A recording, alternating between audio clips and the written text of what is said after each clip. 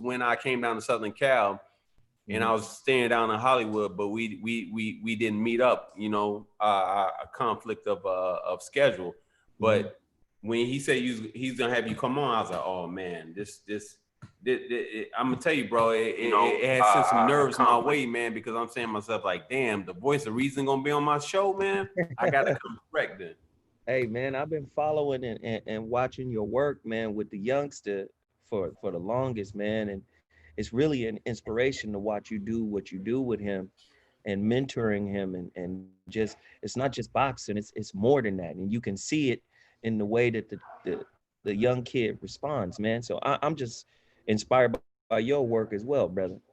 I appreciate it, man. Just because you on the show and now I got his hat on, you know I gotta put my hat on, man, for real.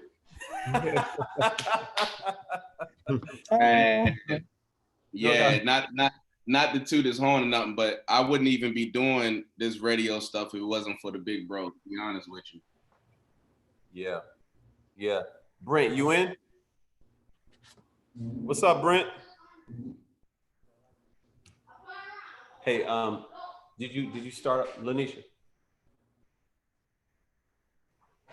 Oh, I'm live right now. I just got to push record on here, right? Okay. Wait for one more Cosmo L, but I'm gonna go ahead and get it started right now, fellas. All right, let's get it. I got 30 minutes and then all right. Hey, thank you for joining everybody. My name is Coach Stokes, and you are tuning in to my very first mini seminar of the Brothers Podcast. Before I introduce my panel of experts, I want to share a few things with you. Brothers is an acronym for brotherhood, righteousness, over teaching hate so we can achieve success. My feelings of hate, anger, frustration, feeling undervalued, rejected, and feeling stuck have been the root of many of my challenges. These emotions consume me and played a big role in my unhealthy habits and living of lifestyles and beliefs. These emotions didn't begin as a grown man. These emotions are rooted in my childhood. I'm the product of a teenage mom, 15 years of age. My father has never been in my life. My great grandmother and grandfather and grandmother and grandfather raised me. I was there when two of the most important men in my life died of Alzheimer's and cancer. I served this country as a U.S. Marine. I'm a war veteran. I got married at an early age. It was a very unhealthy marriage. And after 12 years, we got divorced, which I know was a negative effect upon my two oldest sons. I worked to get my life in order. Like society tells you to do so, I earned my master's degree in criminal justice with a minor in juvenile justice. And I went on to follow a path that was supposed to give me a certain result. I didn't consider the glass ceiling that was put upon us as Black men as a black or as a stain. Excuse me. I didn't consider that my childhood anger and hurts would play a big role in my asshole ways to my peers and especially women. I hurt a lot of people, and it was taken to me to get into my 40s. It has taken me to get into my 40s to realize the role that my overall health played in my physical health and my healing within my relationships within people. My personal experiences as a Black man are the inspiration behind the seminar. My ambition is to inspire other men my age and younger to start their protests within themselves by making an effort to understand the root of their dysfunction. I'd be lying if I say getting ready for the seminar didn't scare me just a little bit. I'm not a seasoned host, but I believe that my transparency and sharing my experiences can help other young Black men to start their healing much sooner than 43 and 44 years of age, the way I started. Now that I got that out of the way, let me introduce my panel. Cosmo L, a spiritual man who is going to briefly talk to us about healing through our food. Randy Chu, a wealth of law enforcement knowledge and experience, host of Chew Radio, father, husband, and activist. Mr. Zoe Williams, the relationship expert, host of The Zoe What Show, author of The Relationship Dismount, and many more, and passionate about uplifting and supporting the Black community. Nardo Williams, out of DC, a young Black man who is striving to be the best husband and soon be father. He is another great supporter of uplifting the Black community and being an advocate for our young Black men. And Mr. Brent Taylor, out of Southern California. He is a veteran comedian featured on All Deaf Digital and several other networks. He is another advocate for youth and currently has a great program teaching young people how to roast each other verbally, protecting themselves. I'm going to go out of the order, and briefly, we are going to start with Mr. Zoe Williams, the relationship expert. He made time to share some of his jewels. Zoe, please take it away. Thank you very much. And thank you to Mr. Randy Chu for inviting you. Man, I appreciate you guys for having me, man. What is our topic today? What would you like to know about relationships? Now, I have to correct you on one thing. I'm not an expert. I can only be an expert of my own experience. And I tell people that all the time. There are no such things as a relationship expert. Now, you could have somebody that can maybe guide or direct you in a particular, direction. But the work, much like boxing, like you can have the best trainer in the world, but once you get in the ring, it's you and that other man, and you have to do the work. And that's how relationships work. There's no perfect solution that you could say I can apply this universally. So I appreciate the intro. What's our topic, man? Hey, brother. Let's talk about relationships, the Black man and Black woman relationship, how we can make it better. A lot of times, we're missing each other. We're like ships in the night. Let me just say this. Children model the crib. I say this all the time. Whatever is happening at home, that child will model, right? Now, they model behaviors, they model beliefs, they model ideas. All of this stuff that's coming from their parents, they model it, right? So I say this just to say, if you don't have a plan in place that a child can build upon, that a child can be like, oh, okay, this makes sense. This is good. A child is going to go on its own and learn from the streets, right? Right. Learn from friends, learn from peers. I just had to get in a better space. Sorry. Learn from friends, learn from peers. Now, ask yourself a question. What has been the best advice given in the Black community over the past 50 years? Especially when you're talking about kids. Go to school, right? Get a good education so you can get a good job, find a good woman, settle down, pay your bills. All of that is about integrating into society. I tell people it's going to be difficult for Black people to have really substantive relationships as long as they're living up to a standard they didn't author. If you want your relationships to be about something, you got to be about something. You have to create your own narrative, your own personal narrative.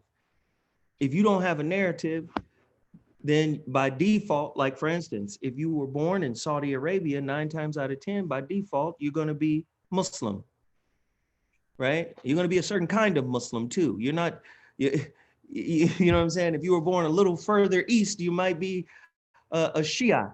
But if you're born in Saudi Arabia, chances are you're going to be a Sunni. So again, there's certain societal benchmarks that operate on an unconscious level. And as long as Black people are governed by societal norms, then who is the author of your relationship? You or society? Right? Right. This is why I get so upset when people go running around fawning over Joe Biden. Joe Biden admitted in the 1994 crime bill speech that white America and capitalist America is partly responsible for the way Black Americans are socialized here. He said, but that doesn't matter. They're animals, and I'm going to have to put them in jail. Yes, I know we're partly responsible. Yes. So now, if you have consumerism, materialism, capitalism, all of that as the underlining backdrop for all of your relationship benchmarks, then how in the Sam hell, right, are you going to be able to have a meaningful union and connection with a woman? Because at the bottom line, you're defined by what society says a man is. And a man is more than what's in his wallet. This is why I always ask women, can you name 5 things about your man, 5 currencies about his character that have nothing to do with what's in his wallet? Can you name 5 currencies, character currencies about your man that has nothing to do with what's in his wallet? We live in a transactional society. And I'll end on this. I always tell people, I always quote this philosopher's quote: it is no measure of health to be profoundly well adjusted to a sick society. Yes, sir. J. Krishnamurti, man. Yes, sir. Society is ill, but if your relationship beliefs and standards come from a sick society, then how can you have a healthy relationship? Hey, big bro, Zoe. Yeah. You touched on you said something in one of the shows that you had that resonate with me. You said that women should not only have beauty as the only currency in their spiritual wallet. Mm-hmm. What other currencies do you feel like a woman should have in her spiritual wallet? Well, women have all the currency they will ever need in their spiritual wallet. It's just about acknowledging it. It's just about being in an environment that's safe enough for them to explore that spiritual wallet. But the spiritual essence of a woman is by default priceless. Depending on the society in which you live, you might be conditioned to ignore that spiritual wallet and become more transactional. See, people don't understand. Ask yourself a question. I know there's some freaks out there. I know there's some women out there that are, men too, that are really low vibrational when it comes to the sex side of the game. I understand there's some people that are naturally like that. But when you have an entire sex worker industry that's predicated on exploiting you, like for instance, we talked about this before, the Ghetto Gagger series, or you doing an interracial series with racist undertones in it. But that don't matter to you, but I'll take the money. That's transactional. Oh, well, this is just a movie. This is just a porn. This is not real. Oh, they're just reenacting slavery, but you take the money for it. Do you see what I'm saying? We live in a society that will say, you know what, your integrity is irrelevant. And can your integrity say no to this stack right here? If I give you 10 racks, can your integrity say no to that? Do you see what I'm saying? Big bro, I got a question for you. How do we take steps to better our relationships? Number one, we establish a meaningful relationship with ourselves. And how we do that is embrace what's wrong with us. Sometimes you got to go back home to embrace what's wrong with you. You got to go back to your relationship with your father. You got to go back to your relationship with your mother. You got to go back and say, how did this affect me in an adverse way? Yeah. Then once you identify, this is why I always tell the brothers, I say, brothers, I need you to journal on all of your character defaults or flaws that make you undateable. And not only undateable, but also a separate list that makes you unrelatable. See, a lot of times men speak through action. Do you understand what I'm saying? As opposed to really opening up and sharing. It's like, well, I did this And if I did this, that must mean that I care for you. No, no, no, no. Sometimes you got to open up beyond your behavior. But again, men are socialized to behave and women are socialized to accept that behavior. I keep telling people behavior is a form of communication. It's a form of communication. Now, just like I can lie with my words, I can also lie with my behavior.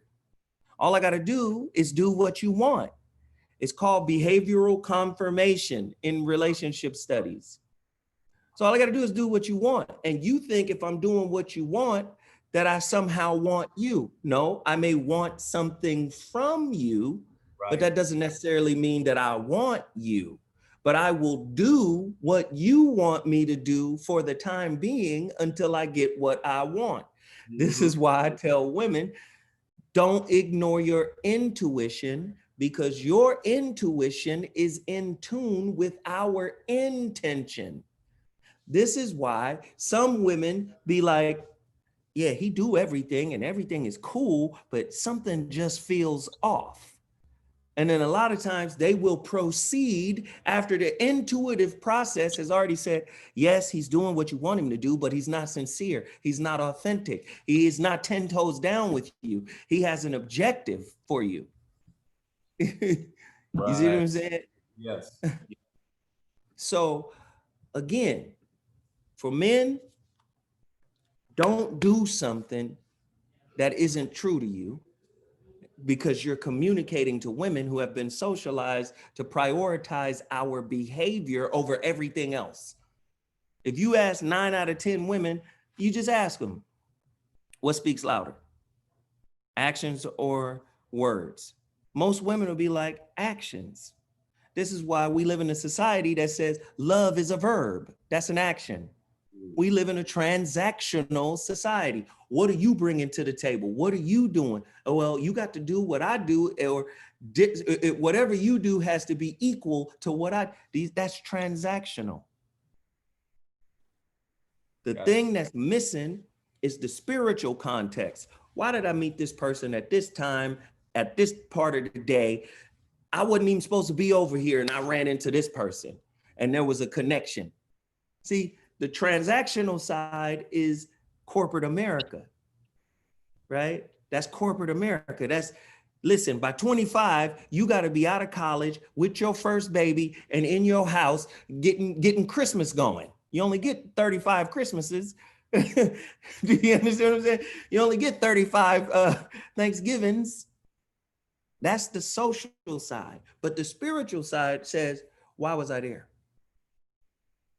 What lesson does this person have for me? What are they reflecting back to me that I'm responsible for with regards to fixing myself? You want to fix the relationship of Black men and women, you got to take relationship back to a spiritual space and take it away from a social space. Now, I'm not saying take it away completely, because you still got to pay your bills, you still got to do all of that. But the one thing that relationships are suffering from here in America is the spiritual context. Yes. Zoe, you said that with social media and everything that's going on, you said we gotta get back to a spiritual place, not a social place. Right. How are we gonna do that with social media, brother? Because I not to cut you off, but my brother-in-law, he has a girlfriend. Mm-hmm. He said he's only met her one time, but they've been dating for a year. Excuse my language. How in the fuck does that happen? I don't get it, man. Talk to me, big bro. Talk to me. Let me just say, man, I come from a time where we didn't have social media. And so to see its effect on people now is crazy. It's crazy. All social media does is intensify your emptiness. Yeah. This is why you got somebody looking at your page. I noticed you like some girl's post, or I noticed you like some dude's post. That is an intensification, a magnification of your insecurity, of your abandonment issues, right? Right. That's all social media does. Social media is like money. Money will intensify or magnify whatever is wrong with you. That's why they practice, especially when you're talking about mentorship and young men, they practice delayed gratification, right? Hey, man, keep your nose in the books, keep studying, keep working.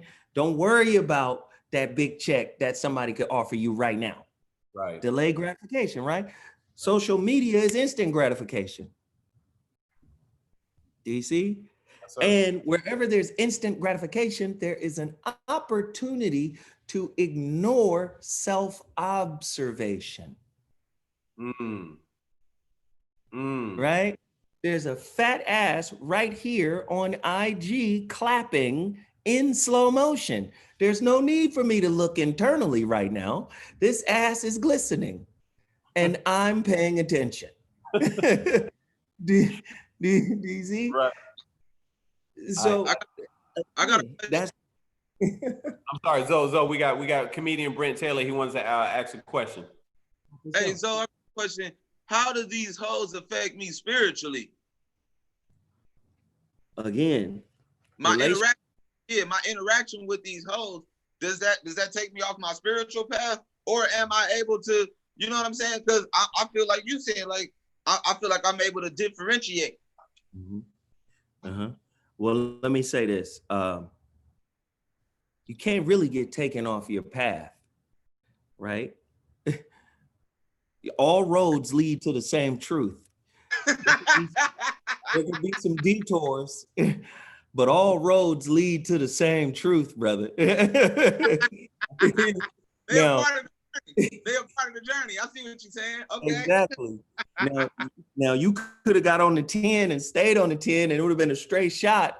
But you can definitely take the 405 all the way back to the 101, all the way back to the 10 in order to get to where you need to go. But let me just say this, man. You prostitute yourself when you make bad decisions. You whore yourself out when you make conscious bad decisions. Bad decision making is a part of being an adult. You're gonna make mistakes, but when you consciously do it, when you stubbornly ignore the right way to go because you've been down this path before, that makes you a whore. Because if we talk about prostitution is about compromising one's integrity so that they can survive, right? You know how many men compromise their integrity on a daily basis so they can get a check? Yep. This would make Stephen A. Smith a whore, right? To ESPN. This would make, what's the big boy that just got fired? Jason Whitlock. Yeah. This would make him a whore. He's a whore. Yeah. Sometimes you got to be a hoe in order to get into the know. Meaning you got to get played. They got to make you bend your knee. Sometimes you got to be humiliated so you could go, God damn, I sold my integrity for this. This is why I say all roads lead back to the same truth. See, first off, you can't call, or we shouldn't call sisters hoes in that way, because this society is the greatest pimp of all time. Via slavery, via Jim Crow. So if a sister grows up and she finds that her mind is not her cash register or her ATM, but her body is. This is why we said in context of women, beauty being a currency.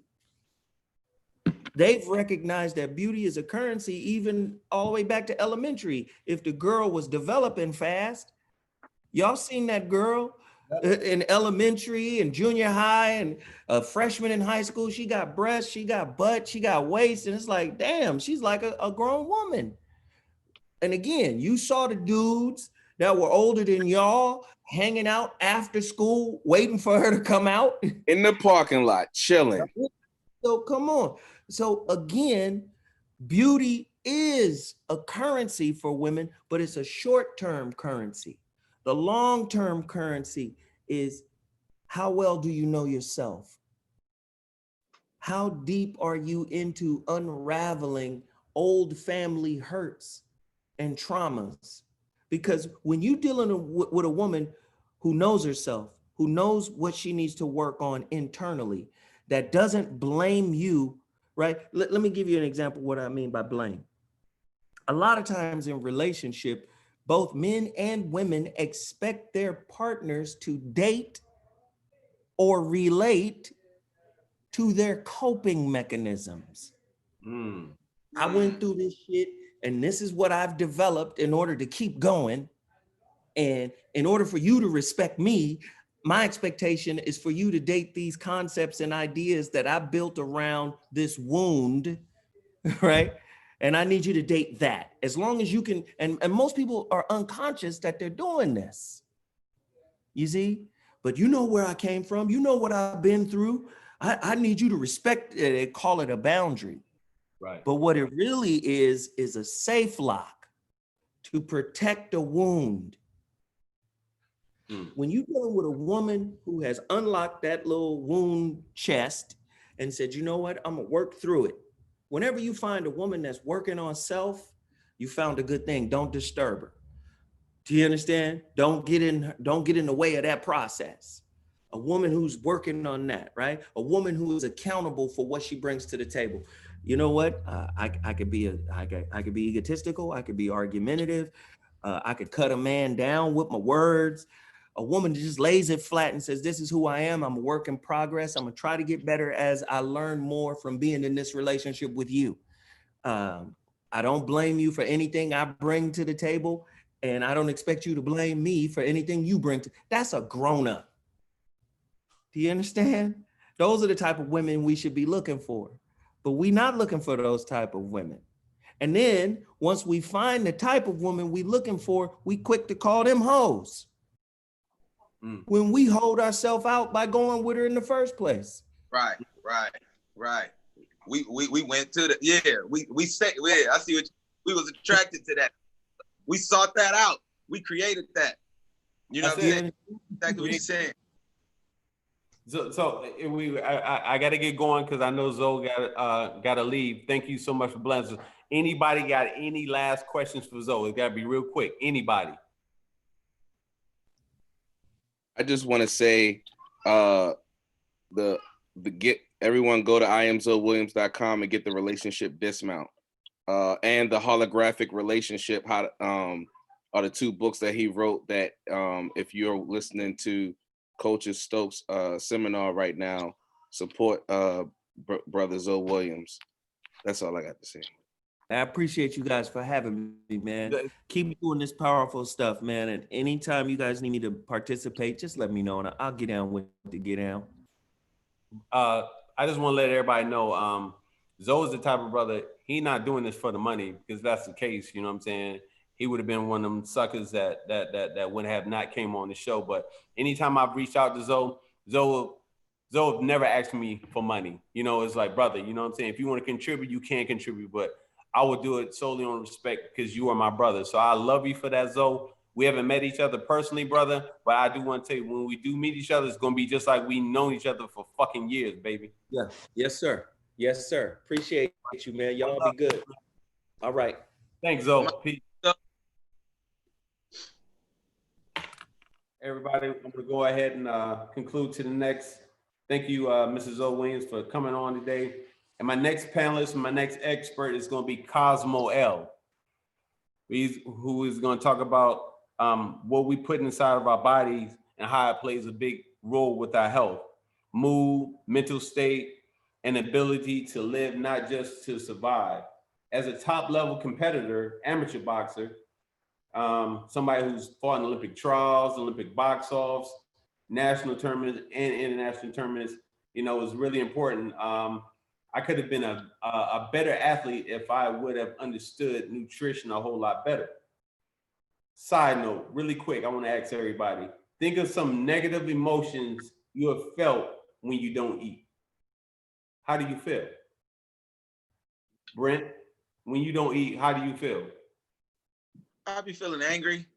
My stomach hurt. You know, I'm a little dude, man. So when I don't eat, it's like I gotta, you know, it's like I get into a certain zone where it's like I shut everything off. I'll really get angry. I'll be pissed off at everything. It could be, you know what I'm saying, cool shit around me. Everybody could be having a good time. I'll be checked out. You know what I'm saying? It's like I'm a little dude. You know what I'm saying? So when I get hungry, it's an issue. You know what I'm saying? It really affects me. You know what I'm saying? I don't want to kick it with nobody. I don't want to. You know, I ain't that friendly and shit. Like I want to eat. It's like the Snickers commercial. You know when they be like, you're not yourself when you're hungry and shit like that. You like for real talk. It's like you like a whole different nigga. Then when you eat, you know what I'm saying? It could be something it could be a donut. You know what I'm saying? With my little ass, I could have a donut or something, or a pack of Jello or something. When you starving and you finally do get something to eat, you like, now you cool again. Now you nice to everybody you was just an asshole to. You just called your homeboy 32 times. You know what I'm saying? You told your girlfriend she bald-headed, all kind of shit. But then you done had some mashed potatoes or something now, and now hey, you talking to her, go to the beach, and it's like fuck. You know what I'm saying? Like that's real talk. Hunger and lack of substance really is an issue.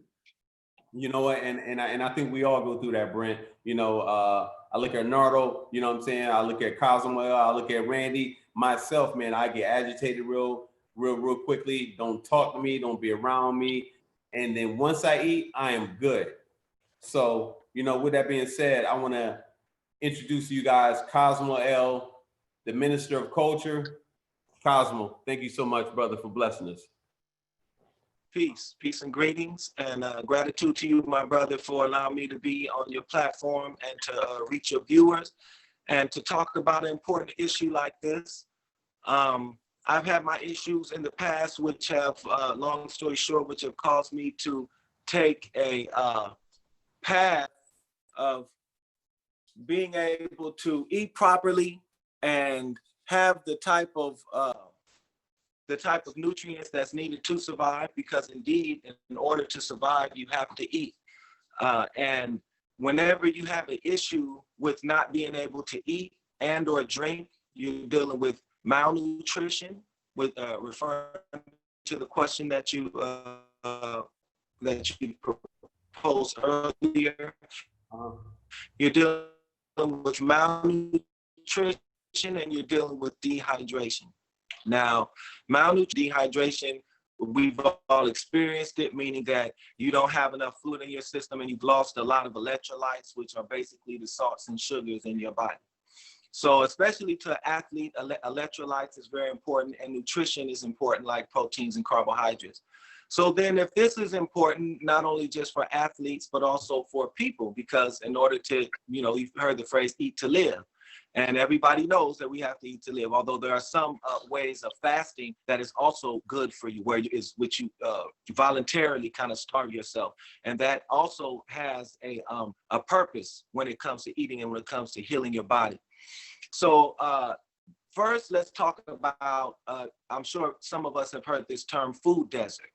If we haven't heard the term food desert, what that means is you have a neighborhood or a community, and within that community, you have McDonald's, you have Burger King, you have Wendy's, you have all of these places to eat around.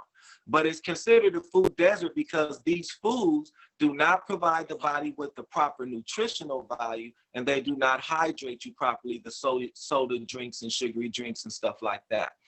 So, but this is what's prevalent in the community, and this is what people eat. Also, many of the foods are high in preservatives, which affect the system, and they also use meats and other chemicals that are cancerous, or what they call carcinogens. Carcinogen is a word, we've heard it a lot. It just means cancerous. And you'd be surprised some of the foods that are carcinogens, which we went over in the last time I was on your show. But briefly, you can go look up what a carcinogen is. Sometimes their meats, they can be that black part on the meat that you like to eat, the burnt stuff on toast. You know, we like our stuff cooked really hard. But when it gets to the black and burned parts, that's actually cancer causing. And so that's not something that we want to consume. And we have a lot of habits like that. So within this food desert, you have grocery stores. And within the grocery stores, you have the majority of the aisles that deal with snack foods and foods that are made artificially, right? And of course, we know what artificially means is it means that it's not official. I'll say it's not official. It's just artistically made to look official, which means it's not natural. And so we want to make sure that we're consuming natural foods. We want to make sure that we have food that's going to give us nutrients, and we want to make sure we have drinks that hydrate us properly so that we don't have illnesses and develop situations with our body. So be careful of the foods that you eat. Restaurants that are opening up that are a little more health conscious.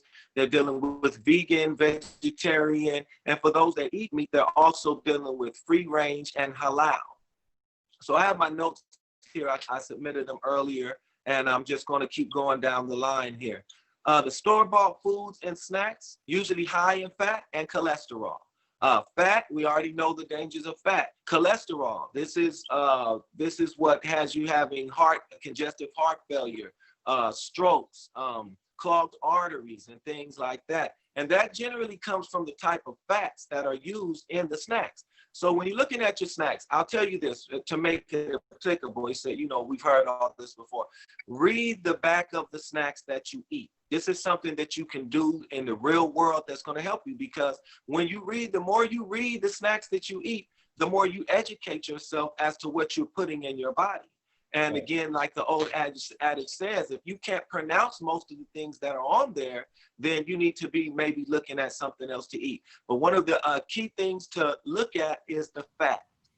Within the fats, the type of fats, you have good fat, so to speak, and bad fat. You want to look at the cholesterol level, because this is setting you up. Shortenings, vegetable shortenings tend to have less, but fat shortenings or byproducts of shortenings that come from animals are the most dangerous. These times you can buy things that don't have trans fat, but you also have to look at the type of oil and what it does. Like, say, for example, canola oil. A lot of people have moved away from the vegetable shortenings and say, all right, well, canola oil, but this affects the brain and can contribute to Alzheimer's, according to some studies. So you kind of move away from that and you're into maybe the more coconut oil. Now, the good thing about coconut oil is not digested through the system where what I was talking about earlier. It doesn't go through your heart. It's processed through your digestive system. So it doesn't even go towards the heart. You don't have to worry about it clogging arteries or causing any heart conditions, because it's digested specifically through your digestive system, and you're able to burn off the excess fat if you don't have a sedentary lifestyle, or if you're active. So you'll burn off the rest, and it'll actually provide energy for you. So coconut oil is very important. Grapeseed oil, oils in particular are not so good for the body, but grapeseed oil is good, because one of the things that we do when we cook with oil, when oil begins to smoke, it becomes a carcinogen, which means it becomes cancer causing. So you want to use oil, and grapeseed oil is one of those. It's good for frying. If you eat fried foods, it's good for baking, so on and so forth, for those that don't like the taste of coconut oil. And coconut oil is best ate raw. I want to keep going, but if you have any interjections or questions, let me know if you want to stop me or if you want me to continue. All right, I'll keep going. I do have a question. This is from one of the onlookers in the audience. He wanted to know, how long should he go on a water fast before it's unsafe? Well, that question is a hard question to answer, because each individual is different. This person could have underlying conditions where they may not even should fast, water fast. So it's hard to answer, but typically the best fast is from my knowledge, is the fast where you could do a water fast for probably about 72 hours, I would say. But, you know, I'm not a medical doctor or anything. So again, you have to consult your physicians on that and see what would be good for you. But generally 72 hours. But however, the best fast is like the fast during Ramadan, where you just go from sun up to sundown and you cut out food and water, period, if your body can take that, and give your digestive system a reset. And when you do break your fast, you want to break your fast with something like dates before you eat a regular meal, or anything that contains gut probiotics to help clean out any parasites or any type of bacteria that's negative for you. So that's what I would suggest. But again, you'd have to consult your physician, because it's like taking a car to a mechanic. You know, each car is different. You have to assess the patient and see, you know, as far as that. So I hope my answer is satisfactory. All right. No, very good. I did want to ask you this. I want everybody to listen to this, because this is the truth. One thing I do know about us as people, we are creatures of habit. And you get some people that say, you know, I'm gonna change. I'm gonna go vegan, or I'm gonna try whatever diet. You know, I hate the word diet, you know, because the word diet is the first three letters of die, D-I-E. That's what you're doing. You're killing yourself. It should be a way of living. So I wanted to know this. You know, if a person is not willing to change, how should they start off then? You know what I'm saying? Because you get people that go dramatic one, you know, they can be on the diet for a week, and then all of a sudden it's like, you know, I'm cheat. But they cheat, goes from 1 day to 2 days to 3 days, and then they right back on that pony again. What should we do in order to acclimate ourselves, I guess what I'm saying? Because you know, you get some people that don't want to eat any type of green foods or anything, because their body is so contaminated. So, you know, being in the food industry and cooking up meals out here for people, it's that is the thing. Sometimes if you put the word vegan on it, vegetarian, healthy, or any of these type of watchwords, people will recoil from that. They don't even want to have anything to do with it. You know, there's a couple of tiers there. The first tier is education, because it's hard to put things, I like to use the word live it instead of diet, you know, because you have to live it. Like you said, it's a way of living. And the more you educate yourself, it becomes harder to kind of, you know, practice that type of hypocrisy, because, you know, for example, you know, if you eat meat, there's different healthy meats out there, you know, so to speak, that you could eat and transition from. You know, there's some meats are better than others. So, you know, educate yourself and watch some of those documentaries, you know, about food. Because when you actually see the process, what we do is we go into the grocery store, we see the meat sitting right there, we see the vegetables picked, we see everything, and we just pick it like we're shopping for clothes or something. But when you see what actually has to happen, and more primarily how things are done and how it's raised, you know, because we've been eating meat for years, but the conditions and the overall industrial lack of care and process and filthiness will help you to change. And then secondly, again, we have to orientate our whole mind of thinking about it. It's not a diet, it's a live it, and it's a holistic approach. It's not just about how you eat. It's about how you think, how you eat, what you listen to, how you take care of your body, the environment that you're in, because we have triggers with anything else, or any type of addiction, which is what happens. People think they're hungry or they have a craving for what it is. They're actually addicted to certain substances in the food that gives a response to the brain similar to drugs. So you have to start creating that holistic lifestyle. And then third, cooking. Learning how to cook and learning, because we know better what flavors we like. So if you learn how to cook and you make food good, if you really understand, it's the seasonings that you like more than the actual thing. That's why you can season tofu and season other things that make it taste like meat, because it's the seasonings in the meat. It's more the texture in the meat, and then again the chemicals, the cholesterol, and the things that your body get addicted to. So those are some things I would suggest, because if the food that you're eating is good and it tastes good to your body, and you get some of those familiar flavors, then it's easier to resist the negative things that's in the food. So that's how I would answer that question. Minister, I do want to ask you this. How does food play a part, the foods that we eat play a part in our mental health? Well, you know, physically, we can just say physically, there are certain chemicals and substances in food, the way it's processed and the way that it's packaged, that can harm your mind. It can harm your body. For example, tin and foil is something it might be good to cover food, but it's not good to cook in, because tin, again, too much of it in the body can create Alzheimer's in the mind.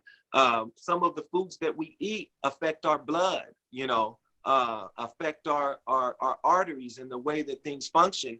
And then also on a mental level, the way we think, there are some foods that are better to eat for the brain. There are some herbs to take. Again, it's a holistic lifestyle, like ginkgo biloba, which is good for the mind and memory. Herbs are a very important part of eating and drinking, because we season our food with herbs, and we use herbs for teas. And so this plays a very large part. It's really one of the main components, aside from, you have five senses. One of them is related to speech in the mouth, and through that is what you eat. I mean, through eating, physically, it's the most important way that it affects us physically. Now, when you talk about psychologically, you're talking about some people may have food disorders now, because they are addicted to, say, like sugar, and they can't stop eating it, and they don't know why, because they don't know that they're physically addicted to it, and that they need to cleanse. And cleansing, again, is a very important part of this holistic approach to eating, knowing when to cleanse and what herbs to use and what foods that are cleansing herbs.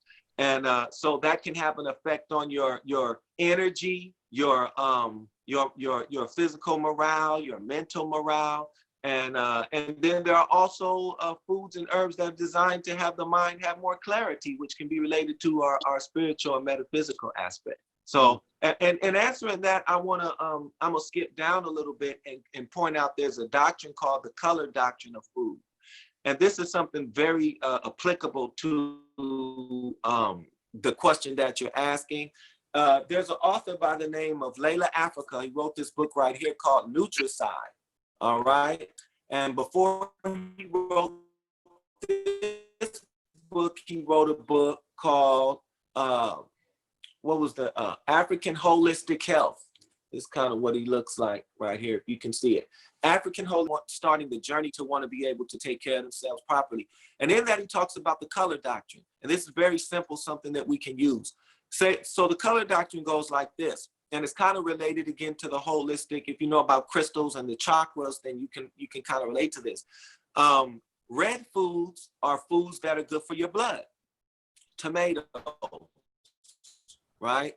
Apples, the red skin, and that good for the blood. Most red foods, beets, good for the blood, good for the heart. So when you're dealing with red, you're dealing with things that are good for the blood, right? When you're dealing with green vegetables, leafy vegetables that are real veiny, you're dealing with food that is good for your circulatory system and your nervous system, your veins, right? When you have foods, green foods that have that solid line down the middle, you're eating foods that are good for your bones, mostly rich in calcium and zinc and other things like that. When you're dealing with yellow foods, you're dealing with foods that affect your stomach, because the stomach color of bile is yellow. So you're looking at bananas, lemons, and what do they tell you when you're feeling nauseous? You want to have a banana, like after you smoke a cigar or something. Bananas and lemons and other types of yellow things. So these are the color doctrine, and it's in that book. It goes a lot deeper into how the color of foods affect us. And then also color has a psychological effect on the mind as well. So this is something that we can begin to start. And when you go and you shop in these stores, and you can't use that with snacks.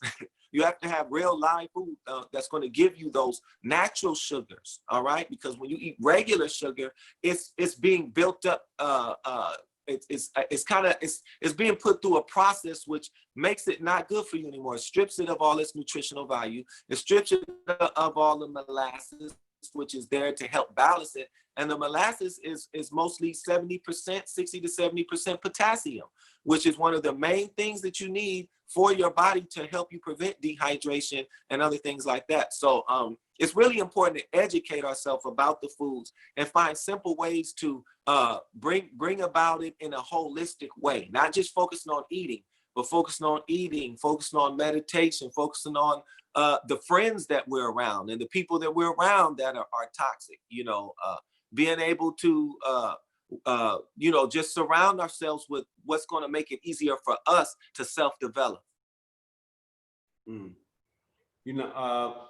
Health coaches, holistic coaches, and even some psychologists, Cosmo L, would tell you how you must heal yourself before you can have an impact on anyone else. Self-healing is something that is very important, and I've noticed if I don't self-heal myself, meaning if I don't get up in the morning, if I don't pray, it's a lot. If I don't exercise, if I don't do anything, man, if I don't do those things, I have a terrible day. I have a terrible day. Could you go in a little bit more about that when it comes to eating and doing those things at the same time too? Because it's just not about eating; it's much more than that. Indeed. Again, when we're talking about holistic living, the brother, I don't know if he was a doctor or a physician or a psychologist, but that was on before me. He kind of touched on it, because again, we have when it comes to eating and when it comes to exercise and when it comes to self-development, how we treat ourselves in general, there are triggers. There are a lot of psychological in the mind. Is not good stress or bad stress. All right. Good stress and bad stress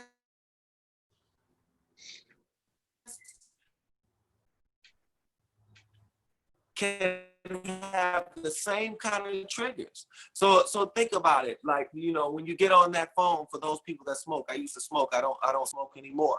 But when I used to smoke, sometimes I would that smoke out. If I was having, because so all this to say that we have certain triggers. Same thing when it comes to eating. Same thing when it comes to exercising. A lot of times people, the reason they fall off is because they aren't feeling good about themselves, or they experienced one of those psychological triggers that they have yet to identify. So when you're dealing with eating and self-development, you have to go to the mind to find out your processes and your patterns and really be introspective and study self and say, well, why could I go a whole year doing this, but now all of a sudden I'm back on it again? Why did I fall off? What happened? What was that trigger? And meditation and being introspective is the only way to approach these matters, to being able to find out. So we have to seek that path as well. And when you get into meditation, also you get into the stretching. Stretching for the body is very important, because it gets the blood flowing. The more blood that you get, stretches the muscles, loosens up the ligaments and all that stuff. Because as you get older, you can't just jump up like that. You can't turn that neck so fast. You have a crick in your neck for days. So we have to be conscious that, because even though I still feel young inside, I feel the same way I did when I was about 18, and sometimes I'll move in the same way. But as we get older as well, we have to realize, all right, I'm getting up a little slower now. I'm going to stretch, I'm going to loosen up, and then I'm going to approach it. And then that also increases the blood flow, and it's going to give more blood flow to the mind, which is going to help you think better. It's going to help you make better decisions, right? Because again, he talked about decision-making process. Very important, because making the wrong decision, whether it be at work, in your love life or something like that, and dealing with the stress that comes after that, could be another one of those triggers. So we can't just approach eating without approaching what are those triggers, what are those things that go back to our childhood that give us those mental attachments and comforts to certain foods that are not good for us, and how can we reduplicate those tastes, those textures, and those feelings without it being the products that are detrimental to us? How can we switch those out? We still have that peach cobbler, right? But we're going to use that coconut oil instead. We're going to use that whole wheat flour, right? We're going to use maybe a brown sugar or some honey or maple syrup. And so we'll still get those same tastes. It'll still give us that same mental and physical satisfaction like grandma used to make from the cinnamon and the clove and all those smells while it's cooking, that aromatherapy that's going on. So that's important to view. You know, food is more than just what we eat, but it's also a way that we connect with our past. It's also a way that we heal ourselves, because it's what we put in ourselves more than anything else, you know. The panel, does anybody have any questions for this brother before he about to get ready to leave? Because I know he got a lot of things going on. Anybody have any questions? Brent, Nardo, Randy. I had a question. I was noticing what he said about the nutrition. How does like exercise have to do with that? Like I get that, like I could be eating right and a lot of things that, you know what I'm saying, you know what I'm saying, we got to pay attention to what we eat, but like I smoke, you know what I'm saying, certain things, but I also noticed that the way that my balance is in life, it kind of balances a lot of things out. Like I don't do things and just be in excess on some bullshit per se. You know what I'm saying? Like I balance things out. So even if I was to eat something and go off course and eat something like a hamburger or something like that, I don't pig out on hamburgers. I might have one hamburger in a week or a month or something like that, or 2-3 week span. But I incorporate so much other things in a balance, and I know my exercise balances out my diet to the point to where it doesn't really, at this point, doesn't really matter what I eat. In a lot of cases, I exercise too much. I think that balances out, and I think these two come in. Can you speak on that to some, brother? Yeah, well, I mean, that's definitely a good question, and I'm sure a lot of people have the same question. You know, when I say smoke, number one, I'm not talking about marijuana. So I'm talking about tobacco. I'm not talking about natural tobacco, ceremonial tobacco. I'm talking about the tobacco that's full with all of these chemicals and things like that. Now, your body can't, your lungs can only take so much, and so eating and exercise, they go hand in hand, but they're two different things. If you're exercising and you're eating the wrong things, you can still have all of the same problems that people have. Exercise is one side of it, because what it is if you're putting chemicals, if the chemicals that you're putting into your body are unsafe, then what you're going to have is a chemical buildup, and then your body is going to become toxic from those chemicals and those preservatives and those carcinogenic meats and or GMO vegetables and stuff like that. Now, a lot of times people think they are eating healthy, right? Because they're eating vegetables and they're eating these different things. But again, you got to look at the oils that you're using. You got to look at if they're GMO, because if they're GMO vegetables, then they're carcinogens. So it's very important, which I didn't get to on the list, organic, right? And certified organic. Just because it's certified organic doesn't mean that other ones are organic. They just organic vegetable. And then exercise is good. Again, some people say cheat. If you're living right and you know you're living right, you can have a treat every now and then, what we call a treat, right?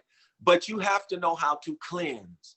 And then, yes, you have to, part of cleansing is exercise, but part of it is not eating that for a long stretch of time, and then also colon cleansing. You know, a lot of people, if you're feeling healthy and good, a colon cleanse is good too, to show you where you're really at as well. You know, but again, when you're dealing with the stomach, you're dealing not with something that you eat that's going to affect you just right then and there. You're dealing with a buildup.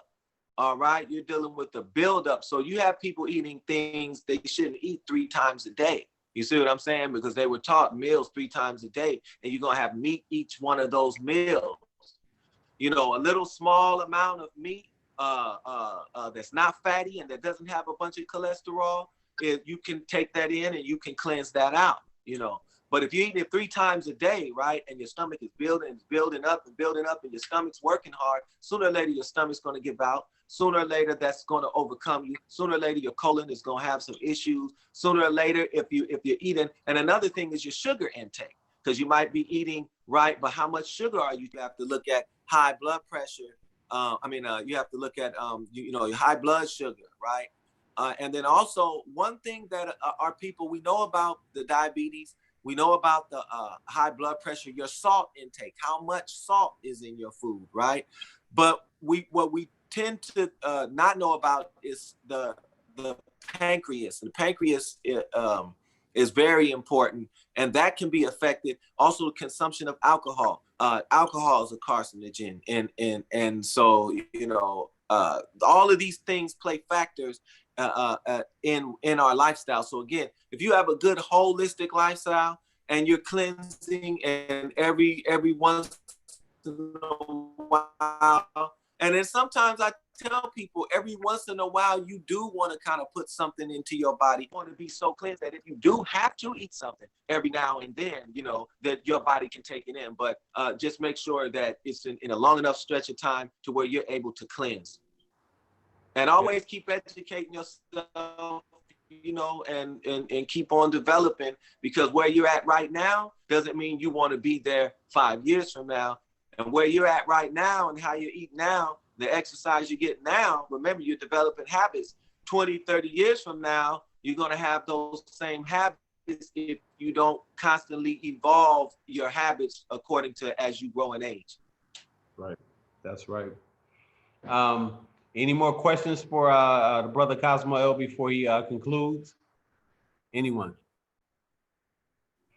Okay, well, hey, anybody who's on here would like to follow the Minister of Culture, please, you can go on his Instagram. It's Cosmo L, COZMOEL, all together. Also, I want to give a plug to your restaurant, Cosmo. Can you let them know how they can follow your establishment as well, and where they need to come to get some good victuals? Yes, indeed. Actually, it's not my restaurant. It's my brother Vahid and his family have opened up the Grandeur on Grand, which is halal, vegan, and gluten-free food. However, we have I won't say partner, but we're managing the new market that is opened up, and we're providing the market with the herbs and the beans, lentils, foods, and stuff. And then we also have our holistic products, everything from your charcoal toothpaste to your neem toothpaste, your shea butters, your black soaps, which again, when you're dealing with health, also the lotions and things that we put on are high in toxins and parabens as well. So we want to know about the shea butters and the black soaps so that we're not toxifying our skins as well. So we're helping to provide that healthy element and some of the holistic elements for as far as the crystals and gemstones and copper, which is very healthy when it comes to absorbing trace nutrients, arthritis, protecting from free radicals, improving blood circulation and stuff as well. So we're helping to bring it into holistic fruition, and that's the Grandeur on Grand 366B Grand Avenue in Oakland, California, and Grandeur on Grand on Instagram. And so yes, if you could follow us, and also the Good Life on Instagram is also my food company, and we service the Oakland area, so which we have our peach cobbler at the Grandeur, and also some of the local markets as well. So please follow, link up. I deal with the myriad of subjects, so link up, and whatever is aligned with your purpose, we can benefit from each other, collab, or just communicate. Definitely. Thank you so much for blessing us with the time, the knowledge, big brother. This definitely is not gonna go unwarranted. I appreciate it. Looking forward to speaking to you soon. We're about to conclude. We're gonna give a 5-minute recess to everybody. All right, everybody. Thanks, Cosmo. Peace and love. Peace and love. Peace and love.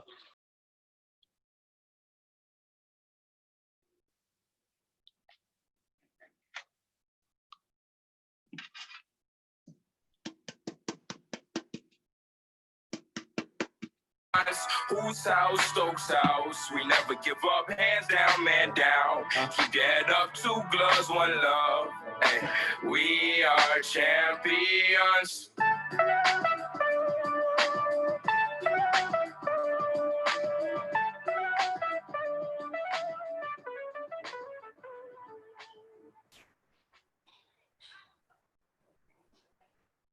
Back here.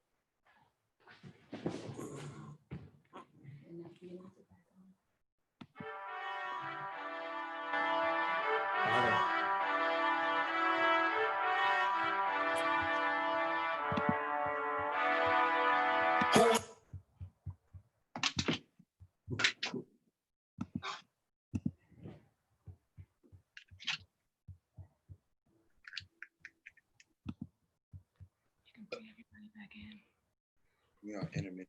What I do? W. We back live, everybody. Back live. Come on in.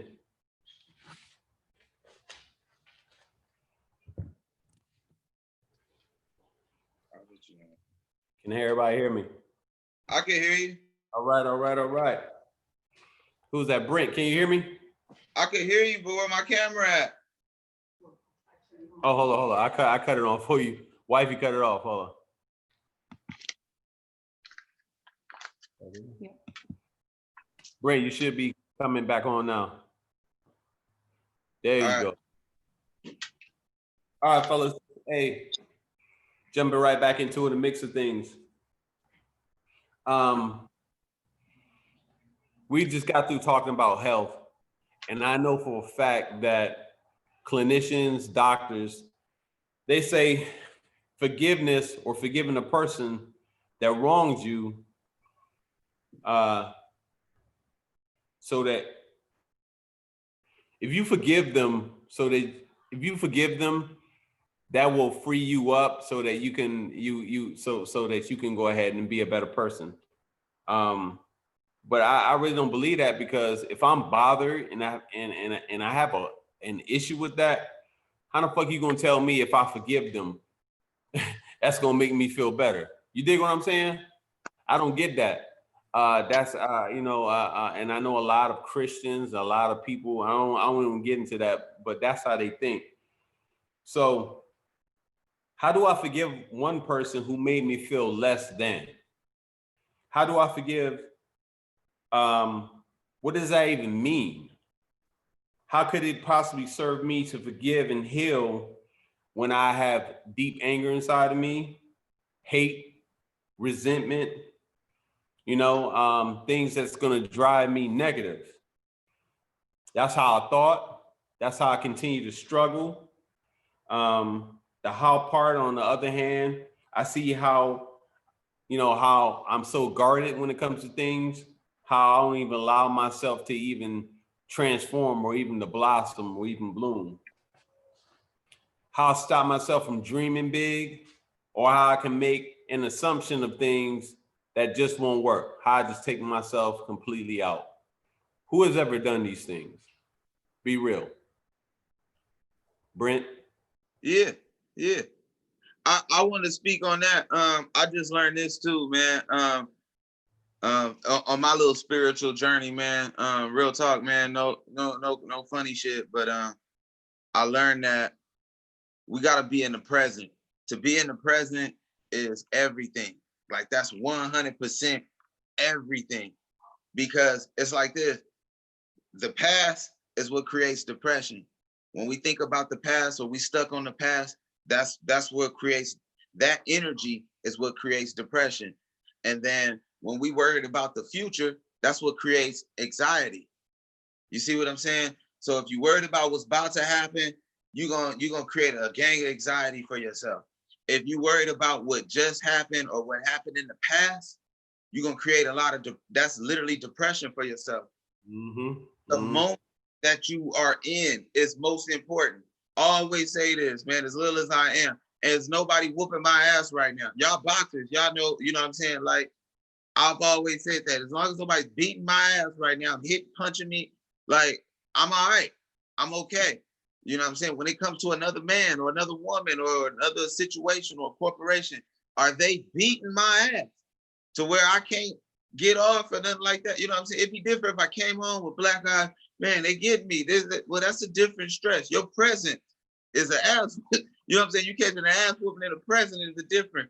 But if you're able to fight your demons, fight your enemies, you know what I'm saying? Get everybody off you, and your present is a pristine moment.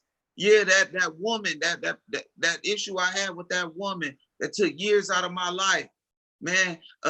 She probably with another dude fucking him right now, sucking his dick right now while I'm smoking this blunt. You know what I'm saying? Well, you thinking about the past. You feel what I'm saying?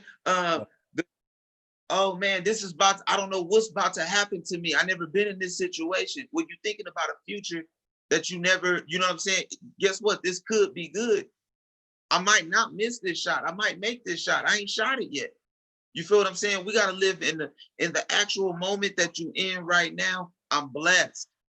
My face is pretty. I still got a beautiful woman that love me. I got a beautiful child. You know what I'm saying? I'm in good health right now. So whatever I've done in the past, fuck it. Whatever is about to happen that might be fucked up, fuck that too. Right now, I'm good. And so that I've learned how to deal with those situations. You know what? And I'm glad you said that, because that's what we're going to be talking about next. My next guest, Mr. Randy Chu, is going to talk about relationships. Experience has taught me that to have good relationships, you must be able to heal first. In order to heal, you must forgive. Today, I hope you walk away with at least one thing to help you on this path, each and every one of us. So Randy Chu, you there, brother? Yes, sir. Yes, sir. I'm here. The floor is yours, baby. So I got 3 things I want to talk about to begin the healing process. Hold on just a sec. Let me get to a quieter space. For y'all watching, it's my little man.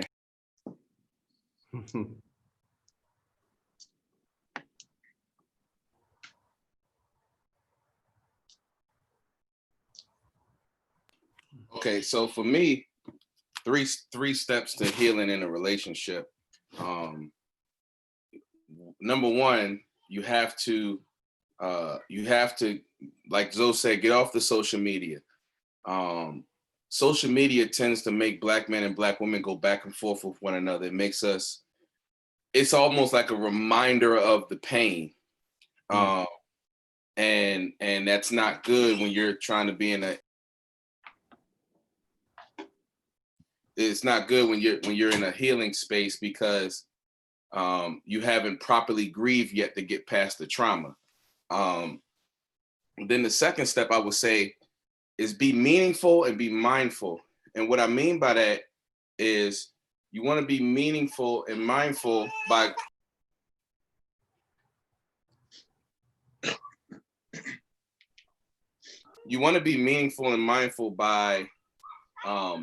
meditation, by being by yourself, quieting yourself.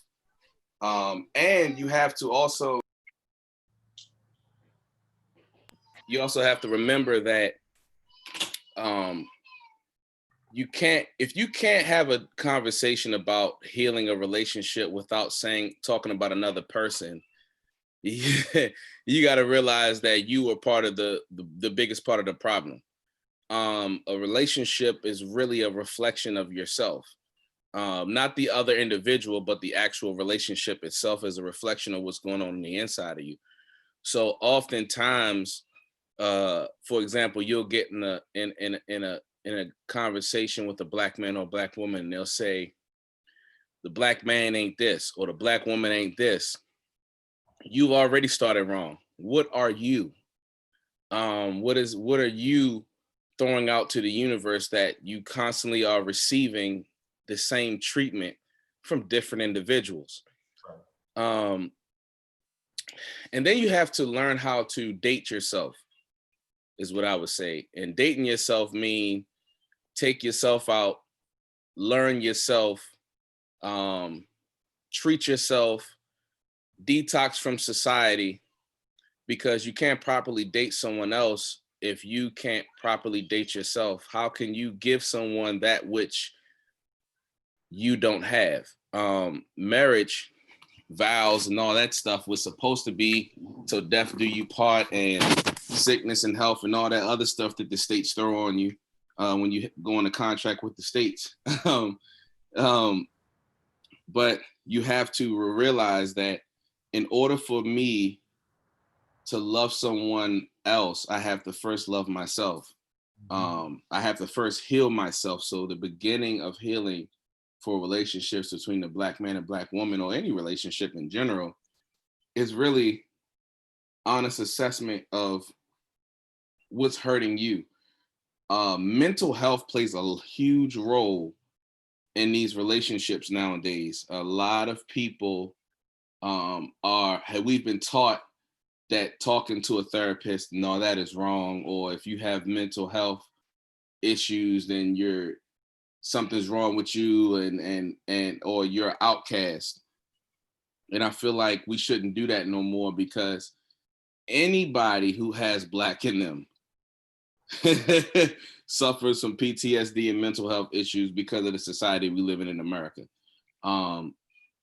And it's our response. There was a time in our communities where the barber shop or the hair salon was the therapist session.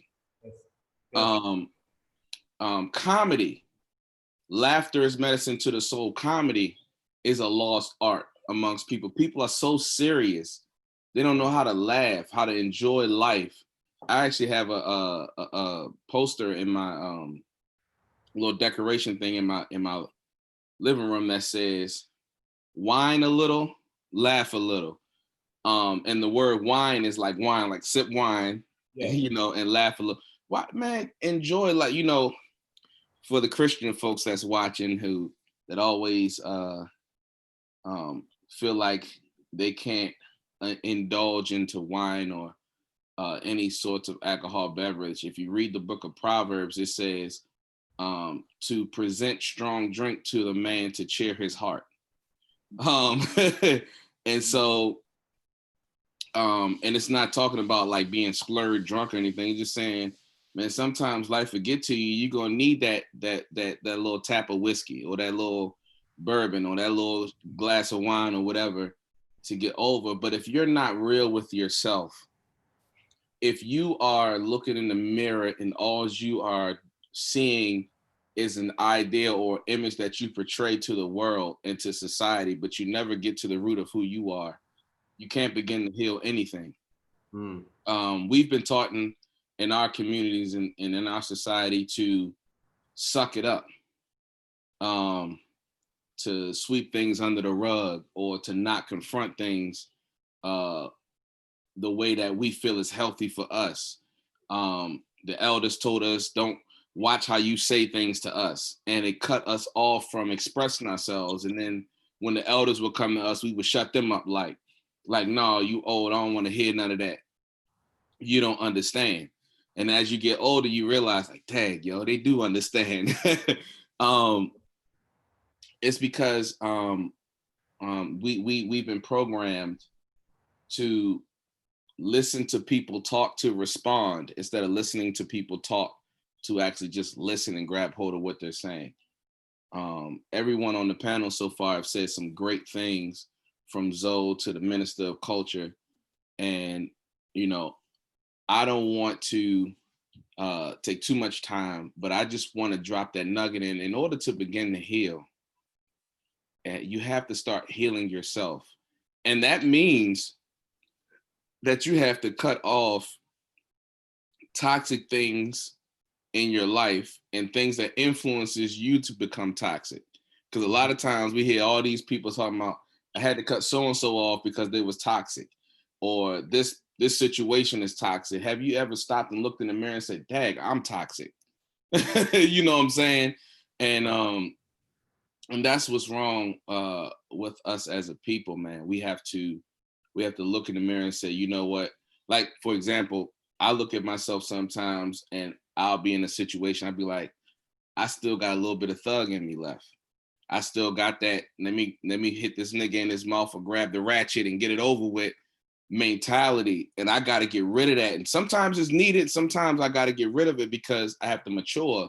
You know, I got a wife and 5 kids, you know, and well, sometimes I have them trust issues with people. Like I don't do new cats, you know what I mean? And I'm like, but what if the universe is sending me that person to strengthen what I have going on? Then I didn't block my own self.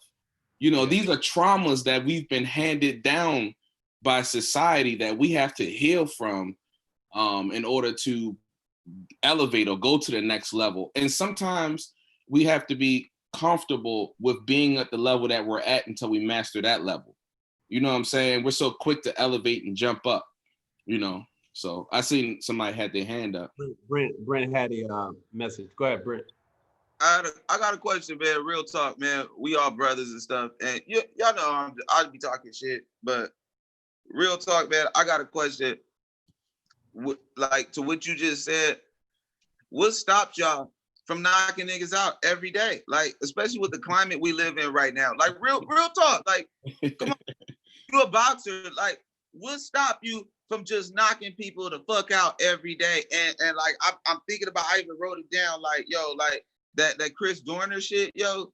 You know what I'm saying? I really thought about that. Like, yo, white people really like demonized him, but black people, we felt him the whole fucking way. And then it was like, guess what? What if we all was Dorner? You know what I'm saying? Like at the same fucking time, not just one dude, not just one of us just wilding, and it's like, oh, they got him or something like that. No, just like you said, that PTSD and all of us, like sometimes like maybe you ain't wrong, bro. Maybe that energy from the universe is coming in you. Like when you want to buck up and you just want to wild out, maybe it ain't something to just be ignored. Maybe we need that right now, fam. Like for real. And maybe we all as brothers need to have that energy right now. There's an agenda to kill us right now, fam. Like all bullshit aside, like I get all that peace and politically correctness shit. Fuck all that. It's a goddamn agenda to kill us, yo. Every last one of us. They having meetings about this, yo. Like as much as we protesting, yo, like they turning up. They doing it more and got the motherfucking president behind it, yo. Like, let's talk about that. Like, what's stopping us? Tell me, B. Like, for real, bro. Like, what stop you from knocking motherfuckers out just every day just to prove a point, B? Like, as a black man. That's a good question. Well, first. It's the fruit, nigga. Is it the fruit? Is it tomatoes? No, to be honest, what helps me is I have to realize that I'm at a certain place where I'm a general and not just a frontline soldier. So for me, I'm speaking from my own experience.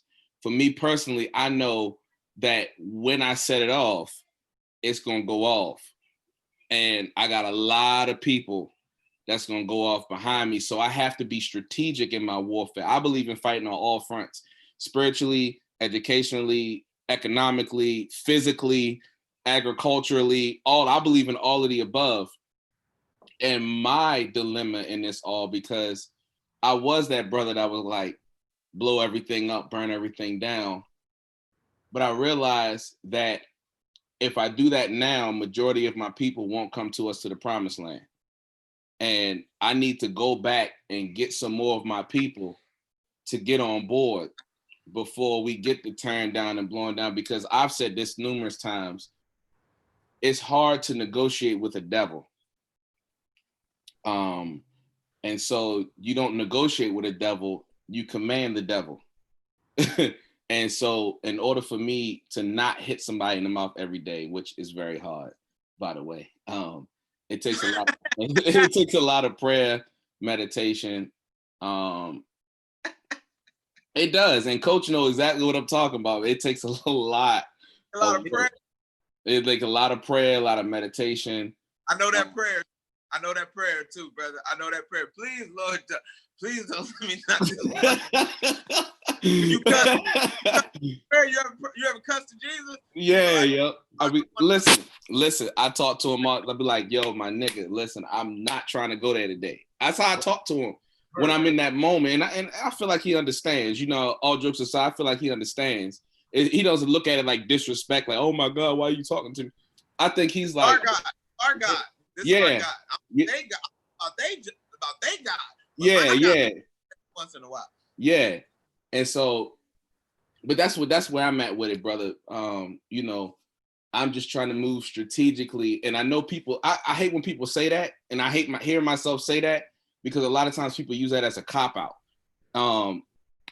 But for me, I know that for the Martin Luther Kings out there, I'm the Malcolm. And I know that if they're not listening to the Martins, then I have to go set it off.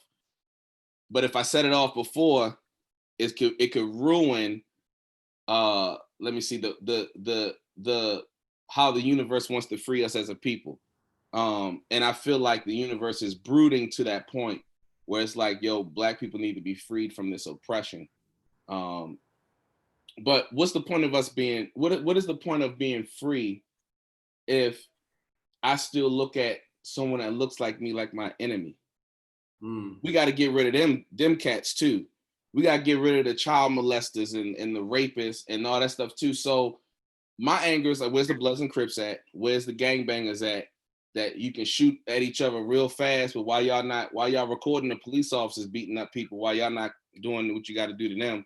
Stuff like that all is a process of healing, bro. Physical combat is a process of healing. There's times when I was active in the boxing world where sparring was healing for me. Punching somebody in their mouth was healing for me. And or even getting punched yourself. Or getting punched yourself is a healing. You know, so that's my little nuggets. That's my little 2 cents, man. I think for me, Brent, to answer your question, were you done, brother? Yes, sir. I'm good. Okay, I think for me, what keeps me from punching somebody in the mouth, and I always say I was a late bloomer because I didn't want to be that 46-year-old man running around here beating up no 19-year-old, 20-year-olds.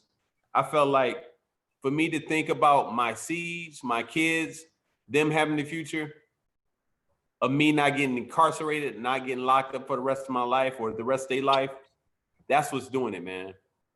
Me wanting to be there for my, my youngest, my middle, my oldest, me being there for my daughter when she walks down that, when she gets married one day, hopefully, one day, my youngest son, if he wins a national championship, wherever it is, man, or me even seeing my nephew being born.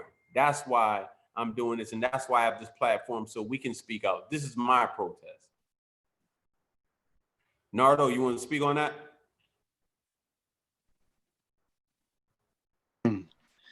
I think, like, shooting, we always agree on the same thing, man. We always we always on the same accord on that, and like you said, it does resonate powerfully that we have to start within until we can't start outside if we ain't got the inside clean. So clean the inside first, and then you can incorporate a movement outside, because it's kind of like you're putting cologne over funk. You smell bad on the inside, it's gonna ooze out of the goodness you're trying to do or trying to accomplish. So I think we're on the same board, Q. You know that. Yeah. Or it's kind of like that weave that chick done had, and she was spraying that stuff on her. Hey man, you can't put that, that olive oil over that, over that sweat, And it's like it's almost in a sense like, what's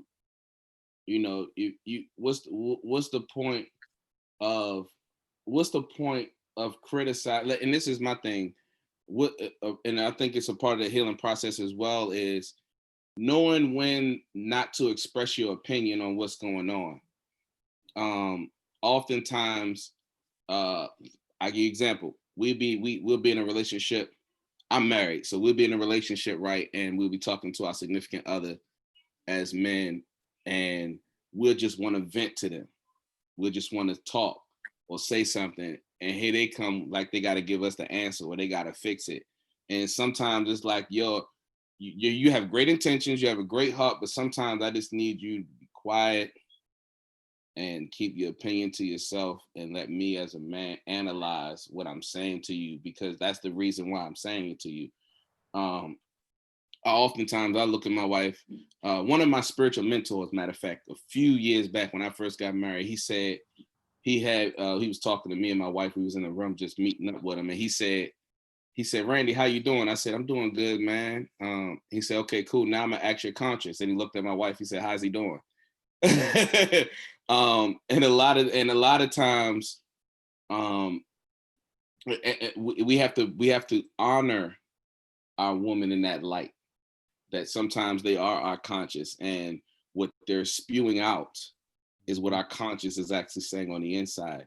We have to know how to decipher through that and walk through that. And it's a grieving process as a man, especially as a Black man in America, because you're already hanging on by one ball, you know, and because you want to go out and you want to strangle somebody or go off, and you have to be strategic with it and all of that. And that in of itself makes you cringe as a Black man. When you see any other race, they get touched, they people ride.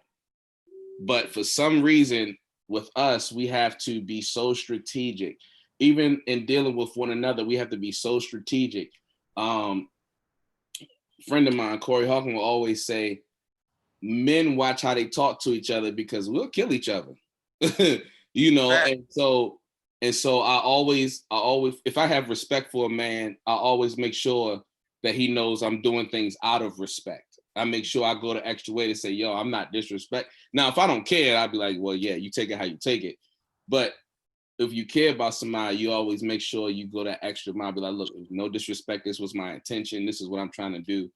And I think another part of the healing process, and I'm done with this, coach, is honesty. Be straight up. And I'm not talking about ignorant, straight up honesty or keep it 100 like everyone be throwing around saying, and they still be perpetrating a fraud. I'm talking about be honest. Yo, that pissed me off. I didn't like that. You can have it. You got to learn how to disagree, but still love one another, still respect one and honor one another. It's nothing wrong with disagreeing. It is wrong when it becomes disrespectful. And that's on either side. You know, the women have to stop jumping at the man like she a nigga on the street. Because we already have those issues. We're already on guard. And some men don't have the maturity level to control their tongue or themselves in that process. Brother Brent, you got something you want to say?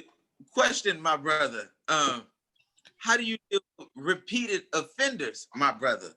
And what I mean by repeated offenders, I mean by people who repeat the bullshit to you.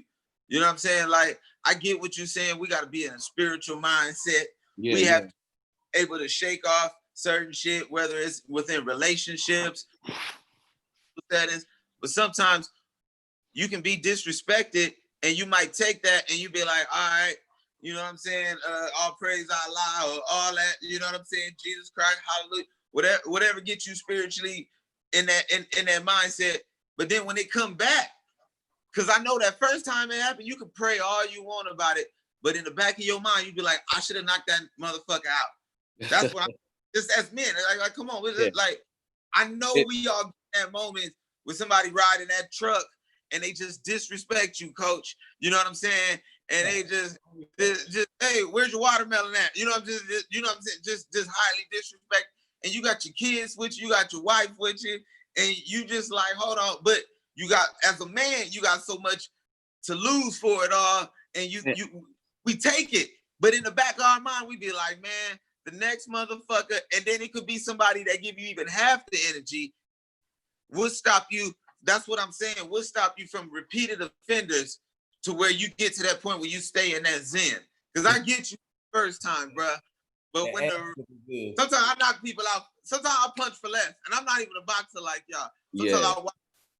So I'm trying to get to that.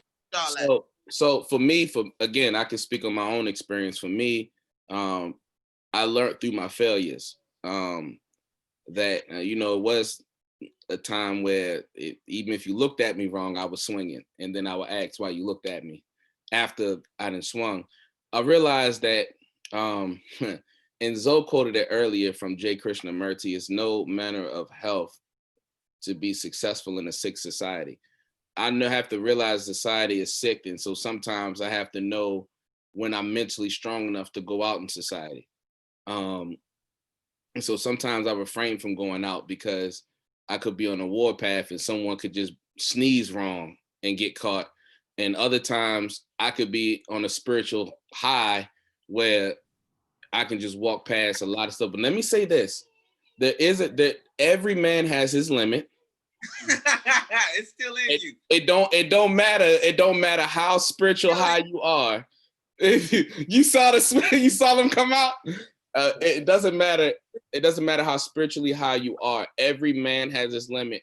For those who read the Bible, Jesus had his limits. He flipped tables and whipped people. And so everyone has his limit. And it doesn't matter what gender or race it is. You know, in the Bible, Jesus called a Canaanite woman a dog, and in the English, she would be called a bee, if you translated it properly. So it's not about how spiritual or high you are, because everyone has their limit, and when someone hits that limit, they deserve what they got coming. That's their fault. That's the universe letting them know, stop pushing people's buttons, because sometimes you have to be the messenger of the universe. But when you're trying to evolve or grow as an individual, you have to be realistic with yourself, engage if you should put yourself in the environment or not. I'll give a last example, then I'm gonna shut up, Coach, unless anyone else got Nardo or Brent got anything else to ask. But in 2013, the money team flew me out there to watch Floyd fight Canelo. And after the fight, we went to Floyd's house, we watched the fight, and they was about to go to the P. Diddy after party. I didn't go. And I knew if I would have put myself in that environment, first of all, I'm not a millionaire like half the people that was around. I don't have the money like half of them had, but I was around them, so I could have faked it all night long if I wanted to, because they was paying for everything. So I could have acted like I was one of them. But I don't perpetrate a fraud. That's not me. And my lifestyle, I don't want to go out here messing with multiple chicks and I'm married. I don't do that. So I didn't even put myself in that vibe. I said, yo, I'm going back to my hotel. I'm going to just watch some TV and go to sleep. And because I knew if I would have went with the money team to a P. Diddy after party, no good. But that's just me being honest with myself. And so if you're having that problem, brother Brent, sometimes just don't go out, yo. Just fight the temptation not to step out and know your limit. If someone pushed that limit, I'm pretty sure as a man, you already warning them that they're getting close to that limit, some way, shape, or form, body language or whatever. And so sometimes people got to learn the hard way. But other times, brother, you got to realize that people pushing you or people engaging with you on that level is sometimes invited by our presence. Sometimes we invite that as well. And I'm not talking about the racist talk. I'm talking about amongst each other. The racist white folks, they have no excuse for how they act or what they are. They get what they deserve. But amongst us, me and you could be hanging out one day with Coach and Nardo, and I could say something that I may not know be offensive to you. It's your responsibility as a man, be like, hey, bro. No, we on right now. As brothers, we all on. Oh, yeah. Yeah, we on timeout. You know what I'm saying? It's a peace treaty between all niggas. Yeah. It's jokes. We can crack jokes all night long, but as far as all that disrespecting brothers, nah, man. We off that, just like how you said about the Bloods and Crips and all that. Yeah. We are, I think a lot of people, just as black men, because we looking at real talk, it's white women going harder, or at least being filmed right now in America and in the world going harder for our cause than us. You know what I'm saying? I think that's just for the as far as the media, as far as what they showing. I don't give a fuck if we don't march not one day in these streets. We the one living the fight. You know what I'm saying? Right. Like, in the game with the helmet pads. You know what I'm saying? So I feel what you're saying, but I also feel like I feel strongly like how you was also saying, you was like, man, I got a certain character in me. I feel like, yo, the universe gave us that character as Black men, and we need that right now. Now, I'm not just saying go wild and go Dorner and go on. But when it's time to unleash it, it'll be there. But yeah, that's what I'm saying. Yeah. Be proud that you had that in you. And like you said, when it's, hey, man, it might be a little sooner than you think to get. Brent and Randy, I think it's all about that command presence at the end of the day. Yeah. We go ahead, we know what we're gonna go ahead and do, follow through, and show them that we're not gonna veer away. And that's the most important thing. We gotta follow through with whatever action we're gonna go ahead and do, man. Whether that's looting, a lot of people saying looting and rioting. Hey, I don't think it's bad if you got something behind it. If you got a destination, a goal, exactly. You got it, bro. And coach. Yes. And coach, and this is my closing statement. I'm for real. Me and Brett done. I'm done. Look, this is my closing statement. Conversations like these are healing, is a healing process as well. Yes. Being able to talk amongst real people, real men, and even have a queen to do the production side of it. All that's healing, bro. All that's real and it's heartfelt, man. So that's my little spill on how we can begin to heal in our community, one to another, brothers. Well, you know what? I'm gonna do a recap on the things that you said that we need to do when it comes to healing. Get off social media. That's one, man. I was just talking to my wife the other day, man. I get so fed up with social media at times where it makes me irate. Where I be like, man, you know what this motherfucker said? And then I don't want to go back on there no more. You know what I mean? So get off social media, because social media, you have a lot of people that are being who they want to be, whenever they want to be, and it's not real. Being meaningful and mindful. That is a hard thing for me, man. I'm gonna tell you, me doing the podcast in the beginning, man. Brent can even tell you, Brent has been on numerous podcasts with me, man. In the beginning, man, it was rough, man, because I didn't want to just let myself go. I'm one of them type cats where it's like this. You got to prove to me who you are. I'm not going to give you the motherfucking benefit of the doubt. I'm not doing that. I'm not doing it at all. Now, if we've been through some stuff where, I go down there, Brent, you show me love, you take me to Linwood, you take me to Compton, you take me whatever, and you tell me like, Steve, don't worry about it. I'm looking out for you, I'm boxing for you, and you show me that, yo, you got my love. Or I come to DC, I already know I ain't gotta worry about nothing when I come to DC with Nardo. Chew, you already let me know. If you show me love or we've been through some history together, I'm good. But until then, I'm not hanging around no new niggas, no new cats. I'm not doing that. You know what I mean? I'm not doing that. You gotta be boxed for in order for that to happen. You dig what I'm saying? Being meaningful and mindful, that's something that I'm still working with. I'm still working through, but God is gonna push me through this. And learn to date yourself, man. Because at the end of the day, like you said, Brent, if you attracting nothing but hoes and scandalous chicks, you need to look at yourself. Right. What type of person are you? Right. So I appreciate you for coming on and speaking about how the Black man and woman need to fix their relationships and what it is that we need to go ahead and do. Thank you, Randy, for dropping by and dropping that knowledge, brother. But we got a lot more going on because I want you to stay, because before I get to Nardo, I want to quickly recap on some of the things that we talked about. We know that we put in our body, whatever we put in our body is going to affect us. We already know that, talking to the Minister of Culture, Cosmo L.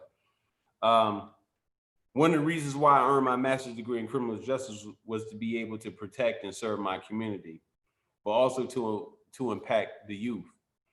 I was impacted by youth programs. The greatest impact came from my years as a young competitive boxer, and the boxing gym was my youth program. All right, there was a boxing gym that used to come around the city. It was a blue van. My very first boxing gym now I went to called Avenue D. He would pick everybody up, whether it was the east side or west side of Rochester. Big old 15-passenger van with like 30 dudes up in there. He would drop us off to practice and take us home.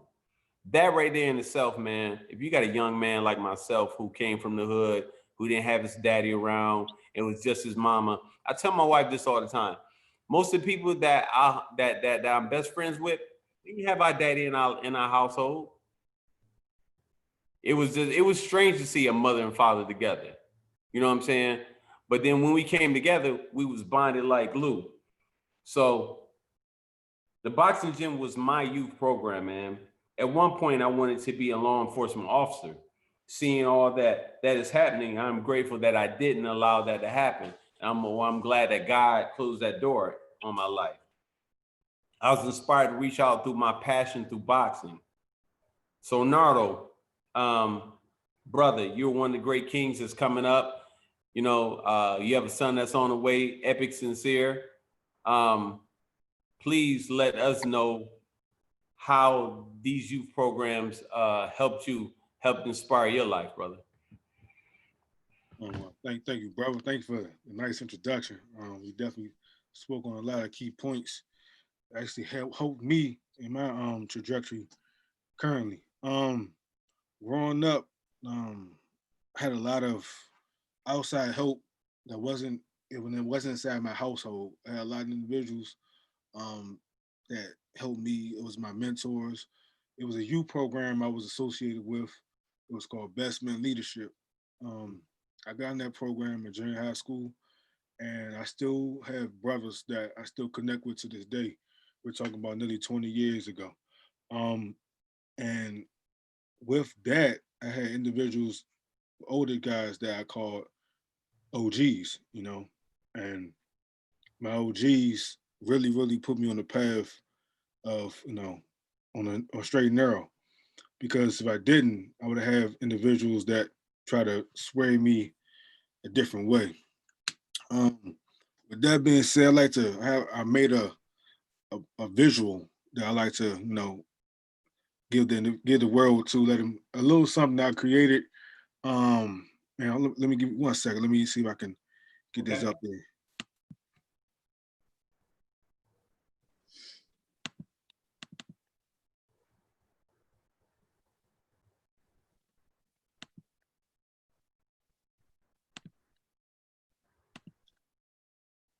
Can everyone see it? Yeah. What OG are? Yeah. Yeah. So Yeah, my question I asked a lot of the OGs in my community. I really asked them a question growing up. It's crazy. I was 14. My first question to my current OG, I said, "Man, what kind of OG are you?" You know, it's like, because you have individuals that say they this and say they that, but represent something totally different. So that was a question I asked my OG. I said, "What kind of OG are you?" So I did a survey for the individuals, young dudes in my community, about 12 of them. I asked them at the age of 13 or 17. I asked them, what do you think an OG is? Their answer was, the OG, I believe, is the older homie in the hood who got all the money. I said, is that what you really think an OG is? And he's like, yeah, I don't know nothing different. I mean, you know, I just know OGs had the bread. That was their understanding of an OG. From my perspective, I created a definition for an OG. I believe an OG is a person who's predominantly located in the Black community, which of whom was a pillar in a neighborhood. A person who holds power within a location, but with that power has respect from those surrounding him or her. They hold accountability to those who step out of bounds and correct the wrongs by the committed party accordingly. Very, very important. An OG is a person who holds the mantle of the success or downfall of the younger individuals within that community, outside of the individuals within that household. Now, you know, I thought what an OG was to me. Yeah. Now, I metaphor those words into a proper definition. There's no current definition for an OG, but I believe in my mind, this is the closest thing to an OG. Now you have two types of OGs. You got the good and the bad OGs. A good OG, in my perspective, is a parent, is a youth mentor, can be a sports coach, a community rep, a motivational speaker, an educator, or a business mogul. And you got your bad OGs. A few that I listed, there's many more, but a few that first came to my mind. You got the dope man. Now, when I say dope man, please understand you got the honest way of getting it, that is not impacting for the youth, but it's a business that's outside of the community. You got the repetitive criminal. Now, people commit crimes. You know, you get it how you get it, but that's not for me. It's not a good representation of how to give the youth information. They're very, very naive, and they see it. Whatever they see, they become. Yes. You got pimps. Now, everybody, in Vegas, it's legal. It's what it is, but we not in Vegas. I'm in DC. And pimps ain't legal here, champ. And I use the word, I put pimps there, and especially in reference to men, of how men treat women, especially our black women. I never seen a good pimp that treat his hoes in a positive and a great limelight. Then you got your scammers, credit card scammers, robbers, frauds. Then you got the ones that's trying to show the little ones what they're doing. That's a bad OG. Now you got impacts of the good and bad OGs. The impact of a good OG, an honorable keyword, honorable president. Because we got a president right now, that motherfucker's not honorable. Say that right there. No, honorable president. You got doctors, lawyers, motivational speakers. These are good impacts of an OG, have a good OG in your neighborhood. This is where you have the result from the youth. The bad OGs, you got the corner boys, the gangbangers, the uneducated. Very, very, very, very, very, very important. You don't have to go to universities, you don't have to go to college to be educated. Street knowledge is the best knowledge. You get the wrong information from the wrong person, you had the wrong result. And lastly, the lost hopes. We all know we have lost hopes in our community. The ones that just ain't gonna listen to you. They hear you. They're not retaining no information. They just putting it one ear out the other. And you got that individual that really, really geared and really look towards an individual of a negativity. They grasp to that, and you got someone that's an honorable man trying to explain something, and just ain't getting it. And we got a lot of lost hopes out here, sadly. But some of them are behind bars or 6 feet under, and that's what it is. That's the impacts of a good and a bad OG. I have had a visual right here. It's Ice-T. This song is called OG, Original Gangster. It's a quote right here that I really stood out to me from this song. I ain't no superhero. I ain't no Marvel comic. But when it comes to game, I'm good at dropping it straight, point blank, and untwisted. No imagination needed, because I ain't gonna fucking joke. This shit is real to me. I'm Ice-T, the OG. Now those words resonate clearly with me, because that's how I believe my OG gave it to me. Straight and raw, with no cut cards. So what I need to do, how I need to do it. Look where I'm at today. Giving the same information to the youngest behind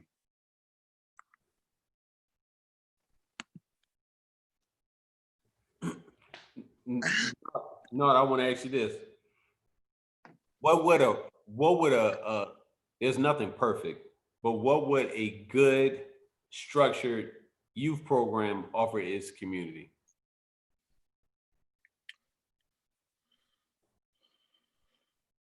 Positivity. Because in this world, we got so much negative, like you said earlier, picking up our phones, walking outside our doors. You see so much of the negative stuff, man. I think the first thing you offer a youth it's a positive image, a positive outlook of what can life be if you do it the right way. You know, I think that's first and foremost. Also, I think give the youth a listening ear. You know, these youths out here have so much to say, and you know they'll know a way how to say it, or they think the way they're going to say it, we're not going to retain it. You know, I think building connection with the youth is very, very important. Building a trust, you know, giving them the freedom to be a person and not just shun them because they're younger. Children are our future. They always stated, right? So why not? Why can't get the future be now? Give them opportunity to grow while they're growing. You know, let them be comfortable enough to let us be the change for them. You know, and hope us change too, because like I said, we don't know all the answers. It's a lot of stuff. Technology change every day, and these youngers know a lot more than we know. So I think you know this building a bridging the gap. I use the term bridging the gap of the adult to youth pipeline. You know, there's a statistic I read upon, I did studies on, was a school to prison pipeline, and basically this showing how children, youth, black men, black young youth in the schools, how they're just subjected to going through this little path that's leading them right into prison, and the ways they could have reverted out of that that system, but the system that's already been in place is leading them right into that nugget hole. So I believe gaining the trust, gaining the respect, and gaining a listening ear are three of the tangible things that we can give to the youth and provide them a space, a safe place, so we can promote change. I want to ask you. I want to bring this upon you, Chew, and then Brent. I remember growing up. I remember OGs used to always. I could go to boxing practice, and they'd be like, "Yo, where you going?" "Yo, I'm going to boxing practice." "Then your ass need to be walking down that street. Then you need to get off the block. You ain't made for this." You know what I'm saying? Or looking out for me. Or I remember one time I was on a plaza, and I was laying down. I was tired running with my boys acting crazy. I had to be like 11, 12. This wino comes up to me. He kicks me in my feet. He wakes me up. He's like, "Get up." I was like, "What?" He's like, "Get up. You don't be laying on the fucking floor like that." And I wanted to jump up. I wanted to jump up and be like, "Yo, nigga, I see you do it." But he got at me telling me like, "You need to get up. Don't let nobody see you on the floor like that." And this is a wino that for real. Right. Real talk. But being hey, but the reason I'm saying is because we don't do that nowadays. I don't see kids listening to adults. So I don't see adults. I see more adults afraid of the youth nowadays. They don't even speak. Right. I go places, and this is real talk, brothers. I will have a white man or a Mexican person speak to me before my own speak to me. That's unheard of. You know what I mean? When I see a black person, I get excited. I'm like, "Oh man, like, oh, what's up?" And I look at you, you give me that vibe back. I'm like, "Oh, we good." Right. But if you don't, then I'm like, "Oh, wow."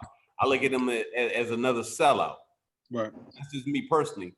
Right. But what I want to know is, how can we get around that? Because I don't see enough of our, of us OGs reaching out. Brent, what you doing is beautiful, man. I love how you go into the schools and you teaching these kids how to combat themselves with their own mouth, man. Because if you don't know how to bag, you can get bullied on. You will get bullied on. What do we need to do when it comes to that, man? Us as OGs, as far as following up and guiding these young men in the right way. Well, I know for me, I do a lot of mentoring programs, and but I'm also outside of those mentoring programs. I'm actually in the community. I'm in the neighborhoods, and I have a relationship with the police department out here because of all the social justice work that I do. So, and a part of my job is to stop the school to prison pipeline. So I hold what they call community conferences that if a person, because a teacher now, they don't just write referrals, they actually, you can get charges pressed on you in school. And so what I do is I'm able to take their cases from the Department of Juvenile Services and set up type of a mediation. And if they go through with the mediation, they have no record, they don't have to go to court or none of that. But if they don't go through with it, then it's out of my hands. And that brings hope to the youth. But it made me instill into them some of the principles I was given by my father. I call him my father, but it's my stepfather. He raised me. I didn't meet my biological father until I already had kids. But was number one, I was always taught to respect my elders. I don't have to agree with them, but I can respect them. And I think that's probably why my tolerance for disrespect is low.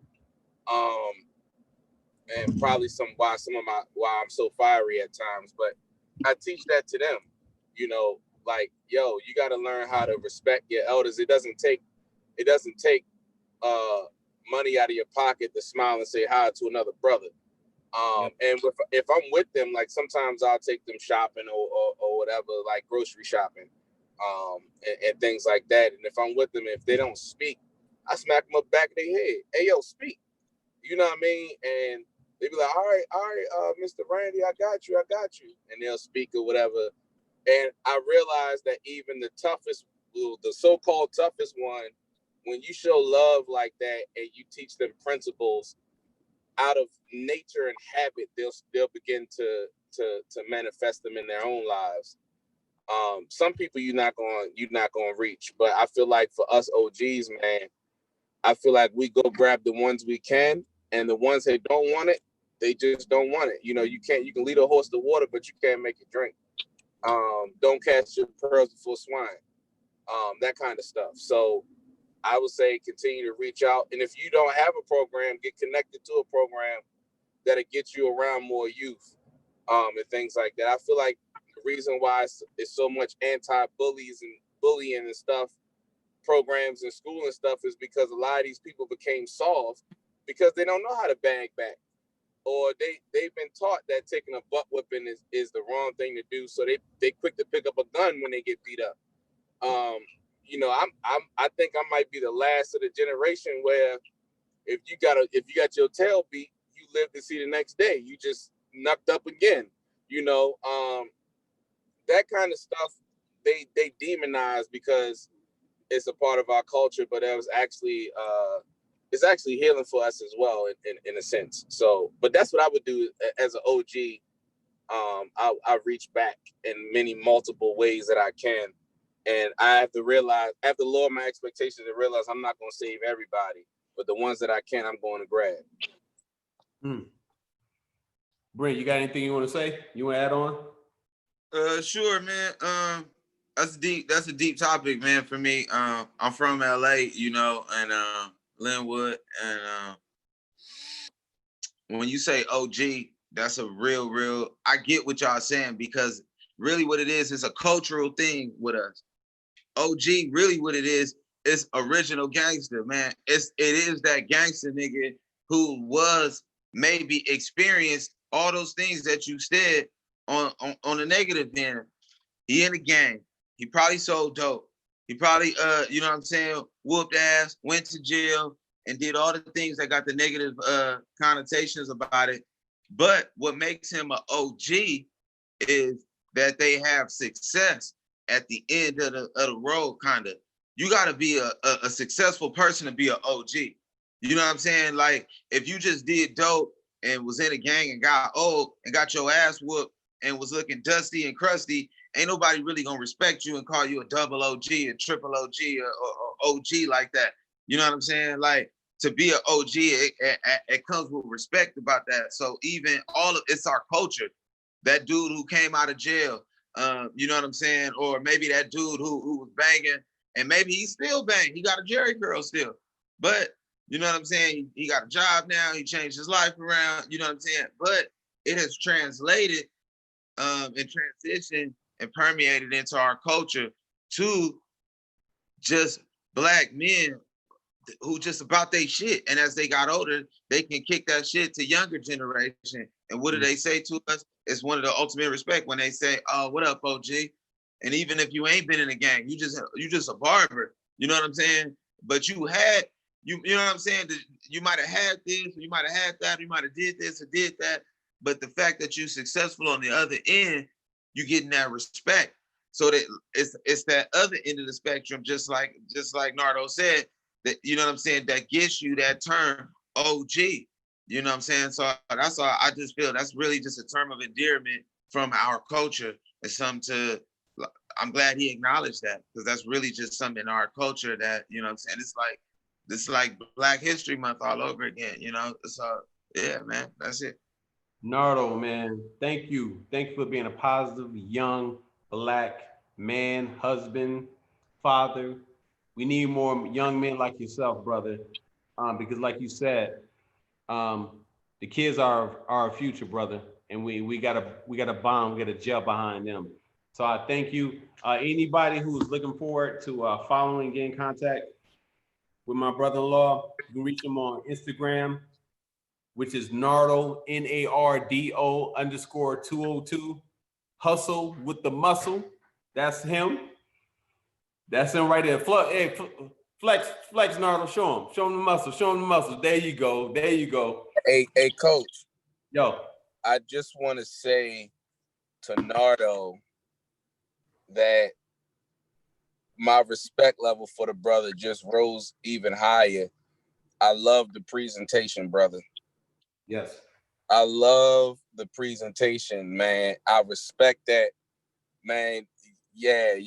That for real. And I want to say that live on air, so other Black men can see that it's all right for two brothers to appreciate the work that they're doing. I appreciate that presentation, brother. That was I loved it. You know what I mean?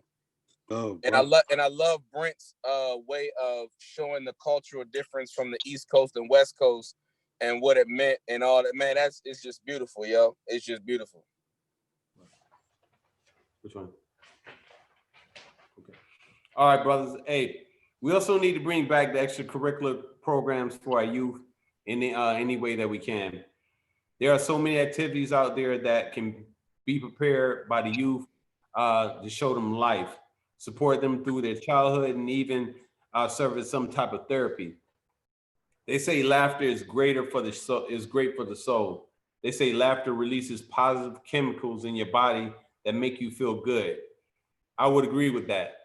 Laughter is one of the ways I release negativity. Before I have Brent come join the conversation, I want to know if anyone has ever heard of the statement, a barrel of laughs. Let me tell you where it comes from. Anybody ever heard of that statement, a barrel of laughs? Not you, Brent.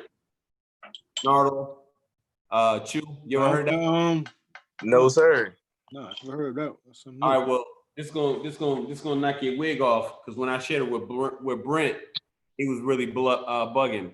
So the term a barrel of laughs, back in the day, slaves with big personalities and wanting to laugh or shout had to stifle their outbursts by using use of the laughing barrel. So it was a big barrel that they used to have. Okay, it was not by choice, but this is what they were trained to do on the plantation. The slaves would stifle the noises they wanted to make by holding their heads over barrels, sometimes filled with water, to keep slave patrols and their white plantation owners from hearing them. Poet Maya Angelou used quoted saying, the slaves were not allowed to laugh on many plantations. When the urge to laugh became irrepressible, the slaves had a laughing barrel into which they would lean way down with the pretext of getting something and laugh. The slaves would then go back to whatever it was they were doing. White people viewed slaves laughing as a form of disrespect to them. Some plantation owners had barrels set up on the plantation, and when a slave heard something funny, they would have to run off to one of these barrels in order to laugh. Some people believe that this is where the phrase "a barrel laughs" derived from, I should say. So just in case if you good brothers ever hear that barrel laughs, that's where it came from. I want to go ahead and introduce my brother, Brent Taylor, man. When I say my brother, I really look at Brent as my brother, for real. You know, I think the word of him, he's one of my favorite comedians. You know what I'm saying? Anytime I've ever reached out to Brent, man, he's always jumped leaps and bounds, man, to whatever the cause is. So I think during this time, man, you know, a lot of serious things are going on, but I think we just need to sit back and chill and laugh, man. We need some laughter. So I asked Brent, would he grace us with, you know, just doing a short set and just making us laugh, man, because, you know, I'm real edgy, and I know you brothers are, and I know you women are feeling it as well, man, but I'm edgy. I'm not comfortable. I'm uncomfortable. So Brent, if you could, brother, man, just make some of make some of us days more lighter, brother. All right, sure, man. I'm glad you mentioned the barrel of laughs, man. Back to that real quick, man. I just want a quick touch on that. It was cold, man. Imagine just being a slave, man. Now, you just got from Africa, okay? Now, don't think they were slaves in Africa. See, that's what people, they get all fucked up. They think that we were just, whoa, ho, Romeo, Joe. Like, nah, niggas was niggas in Africa. They was clowning just like we clowning. You know what I'm saying? Just how you sitting there, you know what I'm saying, chilling, looking like young Bruce, my nigga. I see you, Randy, Nardo, looking like Coach Rick Ross, Coach, looking like 98. Like everybody, you know what I'm saying? Everybody chilling. They king. They flag on them. And then all of a sudden, the white supremacy came and landed on them. Plymouth Rock landed on them and took these. Now they even changed. Guess what? They don't have slave mentality just yet. These niggas are still niggas. So they clowning, they cracking jokes. And guess what? If you the white man, you take it as big disrespect. You know what I'm saying? It's just like when Spanish people or Asian people and they clowning and laughing, you know they laughing about you, right? Well, that's what niggas had. We had that, you know. We had our own language. You know what I'm saying? And they knew like, oh, shut up, nigga. And, stop, nigga. Like they was this, like they knew because they was looking, you know. So everybody was nervous and shit.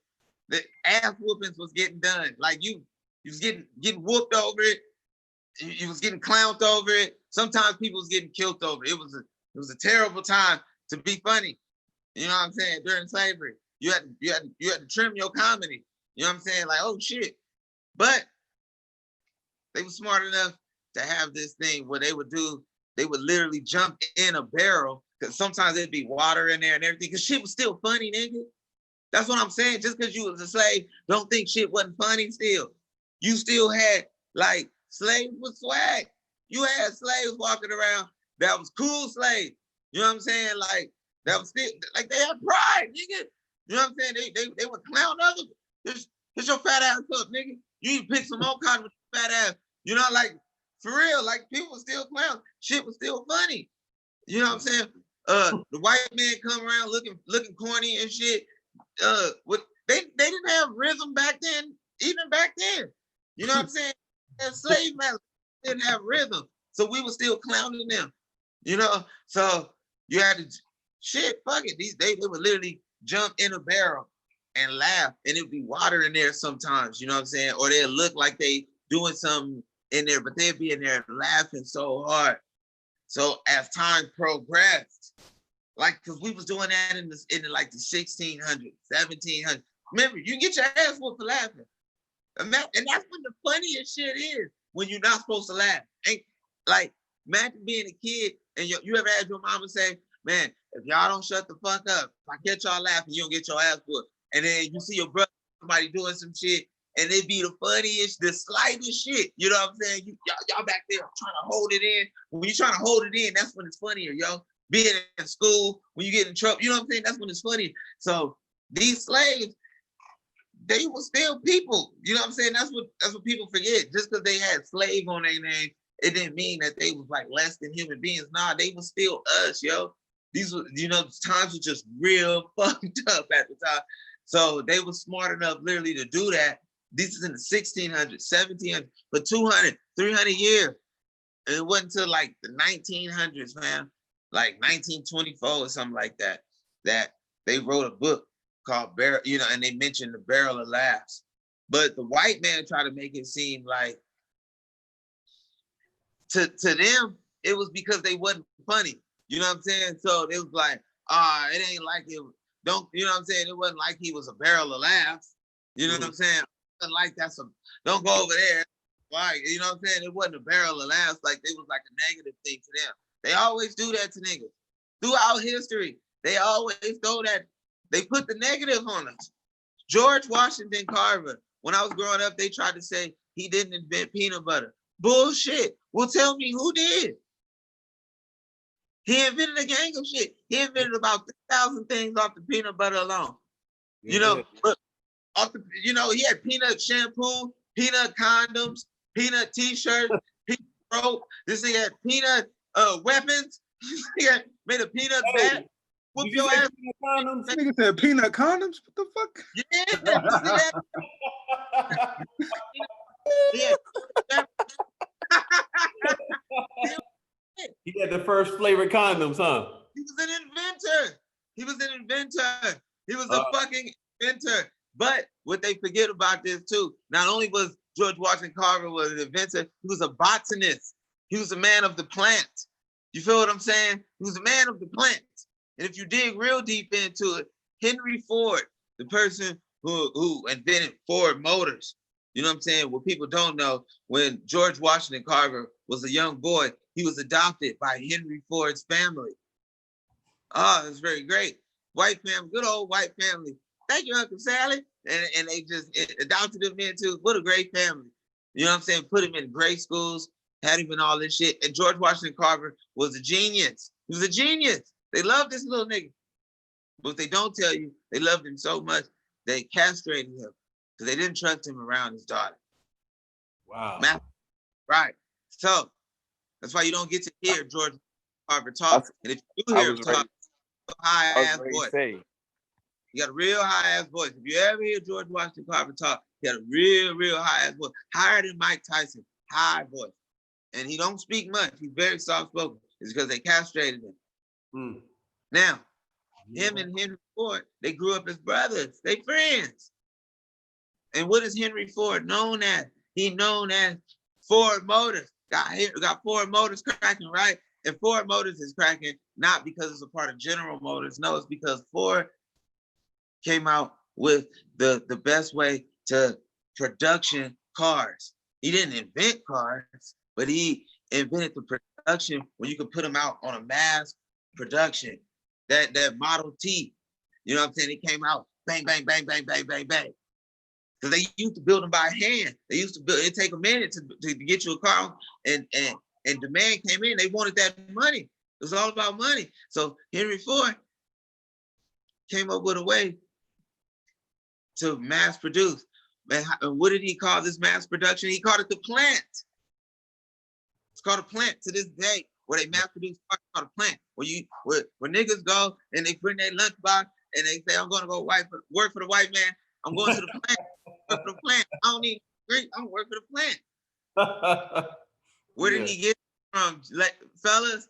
He got that from his nigga brother, George Washington Carver, the botanist who showed Henry Ford how to produce cars faster, like a plant. Wow. Have things segmented. Y'all go over here and make windows. Y'all go over here and paint. Y'all go over here and make doors. Y'all go over here and make steering wheels. Y'all go over here and make engines. Y'all go over here and make fuel lines. Because before, it used to be one person trying to do all this shit. But plant, the idea of a plant from George Washington Carver, this nigga's was genius. But no, okay? And to this day, no credit. Henry Ford is still popping. And they won't even give George Washington Carver the dignity of inventing peanut butter.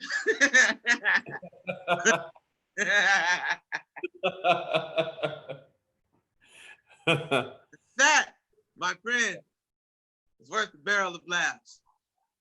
Thank you, Brent. Thank you. Thank you. I want to thank everybody for tuning in. If you tune in, you just took some time away to listen to my panel of expert, Zoe Williams, the Minister of Culture, Cosmo L, Mr. Nardo Williams, Mr. Brent Taylor, Mr. Randy Chu, and myself, Coach Stephen Stokes. And then also, you don't see her, but she's always there, my beautiful wife, Mrs. Coach Stokes. None of this would be possible if it wasn't for her. I'm doing this because why? Like I said before, this is my protest, and I want to have a platform so that we can all come together and talk. But not only that, I want to show you some brothers who are not just brothers out there on the streets. Nothing wrong with the streets, but brothers who can think outside of that as well. You see Brent Taylor, he's in Hollywood, man. He's a comedian, a professional comedian.